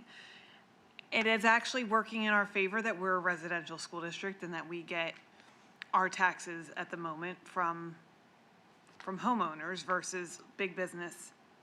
It's working in our favor again at the moment in this case. So I think it is apples and oranges when we think about that. It's not saying that there's not an issue and that we're not going to be feeling what is happening, because every school district is going to be feeling and is feeling the pressures of what is going on with the budgets. But I think knowing that we don't have that same pressure that some of our neighboring districts are feeling, I think what I'm hearing from Dr. Russell is that we have a little bit of time. So is there a date that you're thinking before we could vote on the Act 1 index? Because I do think that if we give it another month or two, it would make sense to give a buffer if needed, so that we aren't taking away opportunities from our students so that we don't have that March, if the apocalypse happens and all of a sudden we're like, oh, we are here and what we were worried about has come. But we're not there yet. It's a worry out in the universe. It's like we're the weathermen and we don't really know if it's gonna come, and half the time the weatherman's wrong, and we're gonna hope for that. But is there a date when we need to get a little bit closer that we could go by? Because we don't need to vote on it tonight. We don't need to vote on it next week. Can we The ballpark it? preliminary budget would need to be available for public inspection by February 9th.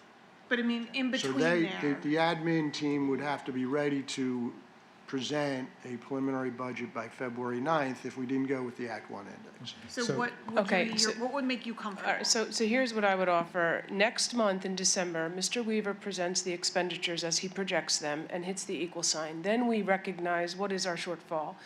By then, we'll know if there is a state budget or there continues to not be a state budget. Again, we have a better sense of what we're up against. If the board opts to adopt the resolution, it must do that in January, before the end of the month. That would be at our 13th meeting. I believe it's January 13th. I appreciate hearing some open-mindedness around the table tonight and not feeling as if it is one thing and not anything else. So I really appreciate the conversation, and I think Mr. Weaver and team, we need to continue to work towards what does that equal sign generate, and then we've already started, what can we do to reduce if there is a shortfall that we have to make up? What can we do? And what's the impact as a result? And I completely agree with Mr. Saylor. We do not want to cut student activities.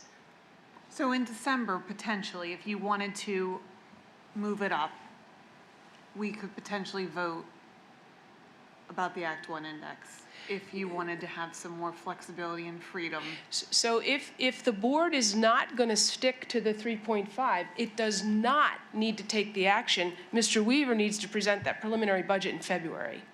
Okay. Okay, so if the board does say, as a whole, it opts to adopt that 3.5 as the max, it will raise taxes, that must occur by January. Okay, so we can leave everything as is for now. You could. And we can just wait to see what Mr. Weaver comes up with. And if for some reason some major snowstorm starts to happen sooner, we can have a vote sooner. But as of right now, I think there's still too many balls in the air, and we are definitely not having, I mean, it's still apples to oranges. We are not having any of the same concerns as some of our neighboring districts due to the factors of a lawsuit and residential versus business. Mr. Weaver made an important point about the 3.5 and the Act 1 index resolution. That really, and I'm paraphrasing what you've said, but that really is more for public confidence that we won't exceed. But for me, tying to that number and committing to that number when we know there's a cost of doing business it becomes, I don't want to say irrelevant, but it's just not realistic. And I just wanted to be clear that at no time, although there have been conversations, obviously in other boards and other districts and other circumstances, no board member and no one in the school district has ever proposed or suggested or breathed about cutting activities, programming, or anything with regard to Perkiomen Valley. So the fact that it's not we shouldn't be aware that that's happening around us, but it's just simply not our circumstance. So if we had to go over the Act 1, we could, essentially. You can, unless the board adopts the resolution in January, and if you opt as a board to not adopt the resolution, he has to present a preliminary budget in February to move the process forward under the law. I was And then we would be misunderstanding what you bound, had just and said. then we would be bound to somehow not go over 3.5, which would equal cuts of something. When you said it the second time, I was misunderstanding you. But that's how I was No. understanding the whole thing. Yes, I'm back to, yes. And Mr. Raver, can you just clarify, with no state budget, what makes it so it's not that we're not getting state money. They're still collecting our taxes every time we get paid, every time we go to the store, taxes are being collected. Are they not distributing money right now, or do you not know how much you're gonna get for the year? So right now, they have no budget, they have no wherewithal to send us any subsidies, so we're not getting any subsidies, period. Not only that, we don't know what they would send us because they don't have the proper rule and authority yet because they don't have a budget. And in addition, by the time they figure that out, some of those variables may have changed already. And let's assume they pass the budget January 6th, well, they're gonna then funnel all that money back to you from the 100 and some days that it's been without a budget. We would hope so, yes, But that would be also part of the budget review. yes. Yeah. And then I would instantaneously update where we're at this year, maybe even project for next year, because maybe we went up a couple $100,000 in one of those subsidies and moved it over. So we're being taxed, our community members are being taxed, they're paying school taxes. The state has the money, it's accruing interest. It's not being dispensed to any school district in Pennsylvania. It's being held in Harrisburg right now. That's correct. As I understand it, I agree with that. Yeah. Yes. It's disgusting.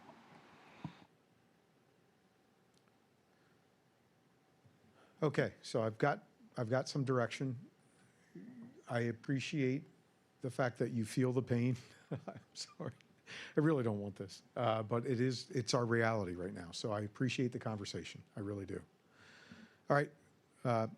Speaking about something else, Mr. Ganesh. I was wondering, speaking about pain. Hello, everybody. A quick update on the vape detectors. So it's been over a year now that we have vape detectors in our high school, primarily in the bathrooms, and we've gotten some excellent feedback from our high school administration that these detectors are acting as a great deterrent to our students who are vaping, and they've expressed interest in moving forward with installing more vape detectors in the remaining bathrooms and the locker rooms. So the proposal, the 5.02, is a proposal to install additional 15 vape sensors in those identified areas. Again, with no surprises, if the board approves it, we expect to have these vape sensors installed by end of this year, like the next few weeks, and it'll be funded through the capital reserve. Any questions? Mr. Ganesh. Oh, In May 2024, we approved 26. At that time, 4 were to go to east, 4 to west. Well, 2 is what eventually did. Yeah. So we're currently sitting at 24 in the high school? Yeah, so actually 1 went to east, 1 went to west as a pilot. 24 went to a high school, so that's how the 26 were distributed. How many bathrooms then do not have a vape sensor in the high school? So in the recent meeting with the high school admin team, they are requesting 13. But again, these are the larger areas would need more than 1. So we're budgeting for larger areas like the locker rooms, and we wanted to put 2 or 2 in there. So hence the number 15 there. Okay, so they're more for locker rooms, and all our bathrooms are covered at this point? This will cover all the remaining bathrooms and locker rooms in the high school. Okay. when we passed the first round of vape detectors, apparently it did come with a base software license and a training package. Yes. We had basically 26 of those for almost $67,000, which broke down to $2,575 per vape detector at that time. Right. When I do the math on the current request, it's now $2,233 per vape detector, and that's without a software the single software license that we need and It training. integrates into our existing platform, so there is, the groundwork has already been done, so these just plug and play into our existing platform. Because And it the seems that the base software license and the training actually is a very small number Right. compared to the actual cost per vape detector and license. What's the difference between the hardware for the vape detector and the one-year license? So the one-year license gives us access to the platform, a cloud-based platform where all our vape detectors are the data is entered, and that's where all the alerts are generated. It gives us access to our app, the app where we get alerts on when a vape is detected. That's what the licensing does. And that's per detector, correct? Yes, it's a cloud service. It's a software as a service. Because in the quote, it states that it's like 15 Halo Cloud licenses, plural. Yeah, 15, we're buying 15 devices, so each device comes with a cloud license, so we can integrate that device into our cloud platform. And that license is an annual renewal? That is correct. And what is the, how much is it just It's for around the $2,000. annual renewal? It's around $2,000 for the platform per year. It is budgeted separately under the software budget. So it's around $2,000 for the access to that platform. Okay, and how much is that? For the access to the platform, it's $2,000. I got to go back and look. It's around $2,000 for the platform. Okay. And I'm sorry, I'm just not trying to be difficult here. It's just No, trying to please. trying to break it down because Absolutely. we were ordering half as many 1 year later, and the per cost is, very similar, so. Yeah, Right. I think the majority of the cost comes in the installation. So these are PoE devices, power over Ethernet, so they got to run the Ethernet cable from the nearest closet. Yeah, the reason I was asking about the annual license is just how much of a cost are we incurring in the future? Do we anticipate having more of an ask for this in the middle schools then? So no news is good news, I guess. I've not heard anything from the middle school administration. The reason I ask is because this is getting to be a large chunk of money, and if just wanted to see if there was an ask for that yet.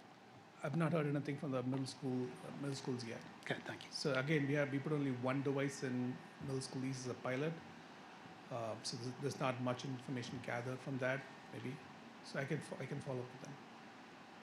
Well, I would think with the years-long pilot, there should be some sense of whether or not we want to continue in that direction or not. Yeah, we got some excellent data and feedback from the high school that we did. High school was a pilot too. Like we did half of the bathrooms. Yep. So and then the feedback was it's great and it was a great deterrent, and hence the proposal to move forward. Right, and unfortunately, when you evaluate something like this, if it's effective and you don't get that data because they're not vaping, the alarms aren't going off, and that's what we want. So, Yep. All right, thank you. So after the initial investment of the devices themselves, really the only ongoing cost, which I know you presented initially when we rolled out the first phase of them, is for the cloud service. Yes, exactly. Okay. And I don't know if you could just refresh everybody's memory, the lifespan. Of these devices. Is it similar to like a 10-year thing, like a It's- fire alarm? I can go at a back home? and check. They last quite a bit. Okay.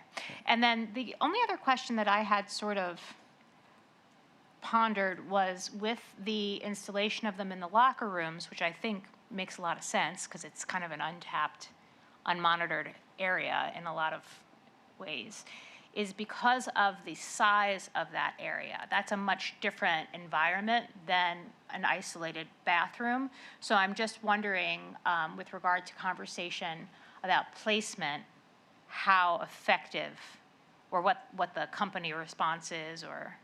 Yeah, so each of these cover a certain square foot. Right. So, and again, they gotta be installed in a certain height and stuff like that. So we went by the best practices on where to install them in the middle of the bathroom. This way, like it can detect the vape from various areas or closer to the bath area. So with respect to the locker rooms, again, we got to go back to the company. They come out and they suggest where to install these. Based I on- remember that you did like a sample spray, and Right, yep. I guess that was the question as to what the sensitivity, if there's a blind spot, for lack of a better explanation, in the locker room. You know, if you stand here, it won't hit the vent, you know, the vape sensor, that type of thing. I'm Right. just wondering because it's much more cavernous of an area. Right. So that, I mean, we probably would need more sensors if that's the case. Like we're gonna install 2 of them in those locker rooms and then see how that behaves. Again, the company that's gonna come and install it, again, we're not installing this ourselves, even though we could, mainly for their expertise on where to install them and how to configure them and whatnot. And we're just gonna follow their best practices on how to do that. And sample sprays and all of that. Exactly. Okay. Does anyone have anything else to add? Mr. Saylor? I have a couple questions. We had an issue that students were flushing vapes down the toilet. We got a letter from Perkiomen Township. We started putting in vape detectors in the high school. So now they've been in there for a while. How's it going? What type of data can Dr. Fuller or you or anyone give to the board? Meaning, the township is now saying we're not filling their pipes with vape pens. We've suspended 100 kids. We've caught 1,000 kids. What happens on a first offense? What happens on a second offense? What happens if a student gets to a tertiary offense? Like, what are we doing with the vape detectors, you know, now that we have them in and we're getting more? Do we see less vaping? Do we see the sensors going off the same amount of time they did in the past? Do we still have the issue with the clogged pipes? Is the revenue that we're spending coming back and producing a result? So how about if we prepare some of that data, and then we can be prepared to present it, so that we have a comprehensive view of some of the things that you've just mentioned, and it wouldn't be just, you know, off the cuff on the part of Dr. Fuller or Mr. Ganesh or myself. In general, there's a positive experience at the high school, which is why we are recommending more of these, but let's get specific, and we'll share responses to some of those questions. When you say a positive experience, probably not from the students because they're getting Oh, caught. no, Yeah. no. So is No, a no, positive? right. Yeah. From the administration's Yeah. point of view and staff, yeah, yes, Okay. good point. Right, thank you. Okay, So, anything else? Thank you. thank you, Mr. Weaver. So to just jump ahead, my question then would be, would you like to request to keep this off consent for next week to Yeah. follow up with the data? Yes, please. Mr. Thank you. Leggett. Well, thank you. I appreciate you asking that question.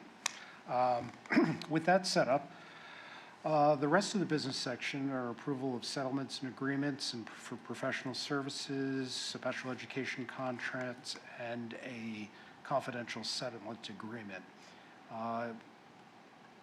So without objection, section items number 5.03 through 08, I would ask to move to consent.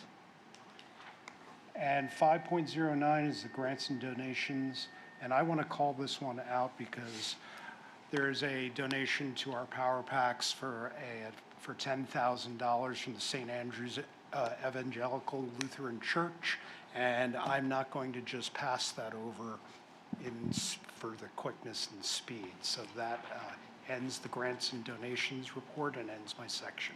Thank you, Mr. Liggett. And to that end, I will convey on behalf of Power Packs, the appreciation is absolutely remarkably felt. And absolutely, we were just floored by the receipt of that amount of donation.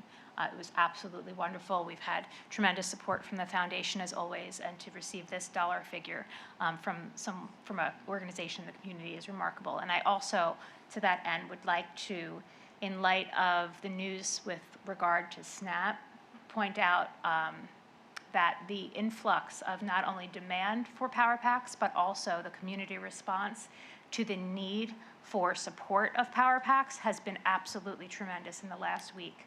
I have some anecdotal numbers, but it's really been a remarkable step up from our community. And to that end, they're also doing additional collection tomorrow at election, at all election polling places for the district. So just thank you very much on behalf of the community and obviously for the church for this huge dollar figure from Power Packs. Thank you.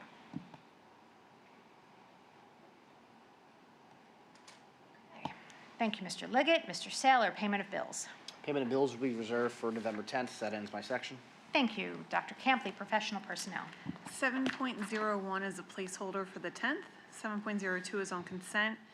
7.03 is an approval for a revised motion for the TOSA position. If there are no questions, that will be moved for consent. 7.04 is also a placeholder for next week. 705 through 709 are all on consent, and that ends my section. Thank you, Dr. Campley. Dr. Weston. Thank you, Ms. White. Items 8.01 through 8.04 are all on consent, and that ends Section 8. Thank you so much. Mr. Keenan, governance. 9.01, we have a first reading on policies. Any questions? 9.02, we have, we're going to approve holding a second reading and adopting policies. Do we, next week, move that to consent, or are there any questions on that? That ends my section.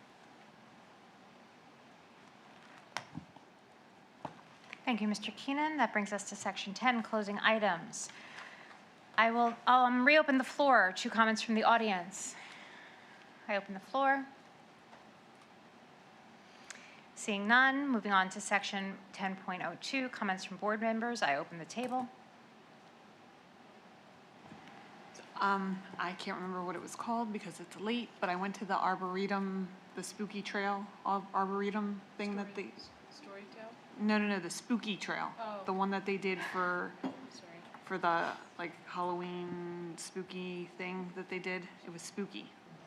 Anyway, they did a very nice job. The middle schoolers put it on, and they gave some history of the Lenape Arboretum as you went on the trail, but with a spooky twist to it. And I was actually really impressed with how well they did, and I'm looking forward to seeing it be something that they do annually. I just was really impressed with what the students put together, so I wanted to give a shout out because it was something that I hadn't really heard about until the last second when my son was like, I'm going to go do this, I'm volunteering, and I was like, wait, what is this? And so I went to check it out, and I was like, I need to give a shout out when we go, because I don't think a lot of people knew about it and had heard about it. So hopefully we can get some more voice and knowledge about it next year. Maybe we'll get a little more traction. Can we pop that into part 2 for next week, maybe just as a quick overview? That would be wonderful. I didn't hear about it at all, so that's really, thank you for passing that along. Anyone else? Mr. McGuire. Just want to say nice to meet everybody and look forward to working with everyone. And we finished before 10 p.m. tonight. You lucky guy. I can talk for another 25 minutes if Yeah. you want. Mr. Liggett. I have a lot of opinions, and you're all going to hear them. Okay. We're in for it now. Very good. Anyone else? Mr. Keenan? Okay. Sorry, your mic was on. I just was looking at the color. No problem. On behalf of the school board, Mr. McGuire, thank you again for stepping up and stepping in so quickly, hit the ground running. And with that, I will let you know that we had a video disclaimer. That's 10.03. 10.04 is adjournment. 11, we had executive session prior to the meeting with regard to personnel. And we will see you next week. Thank you so much.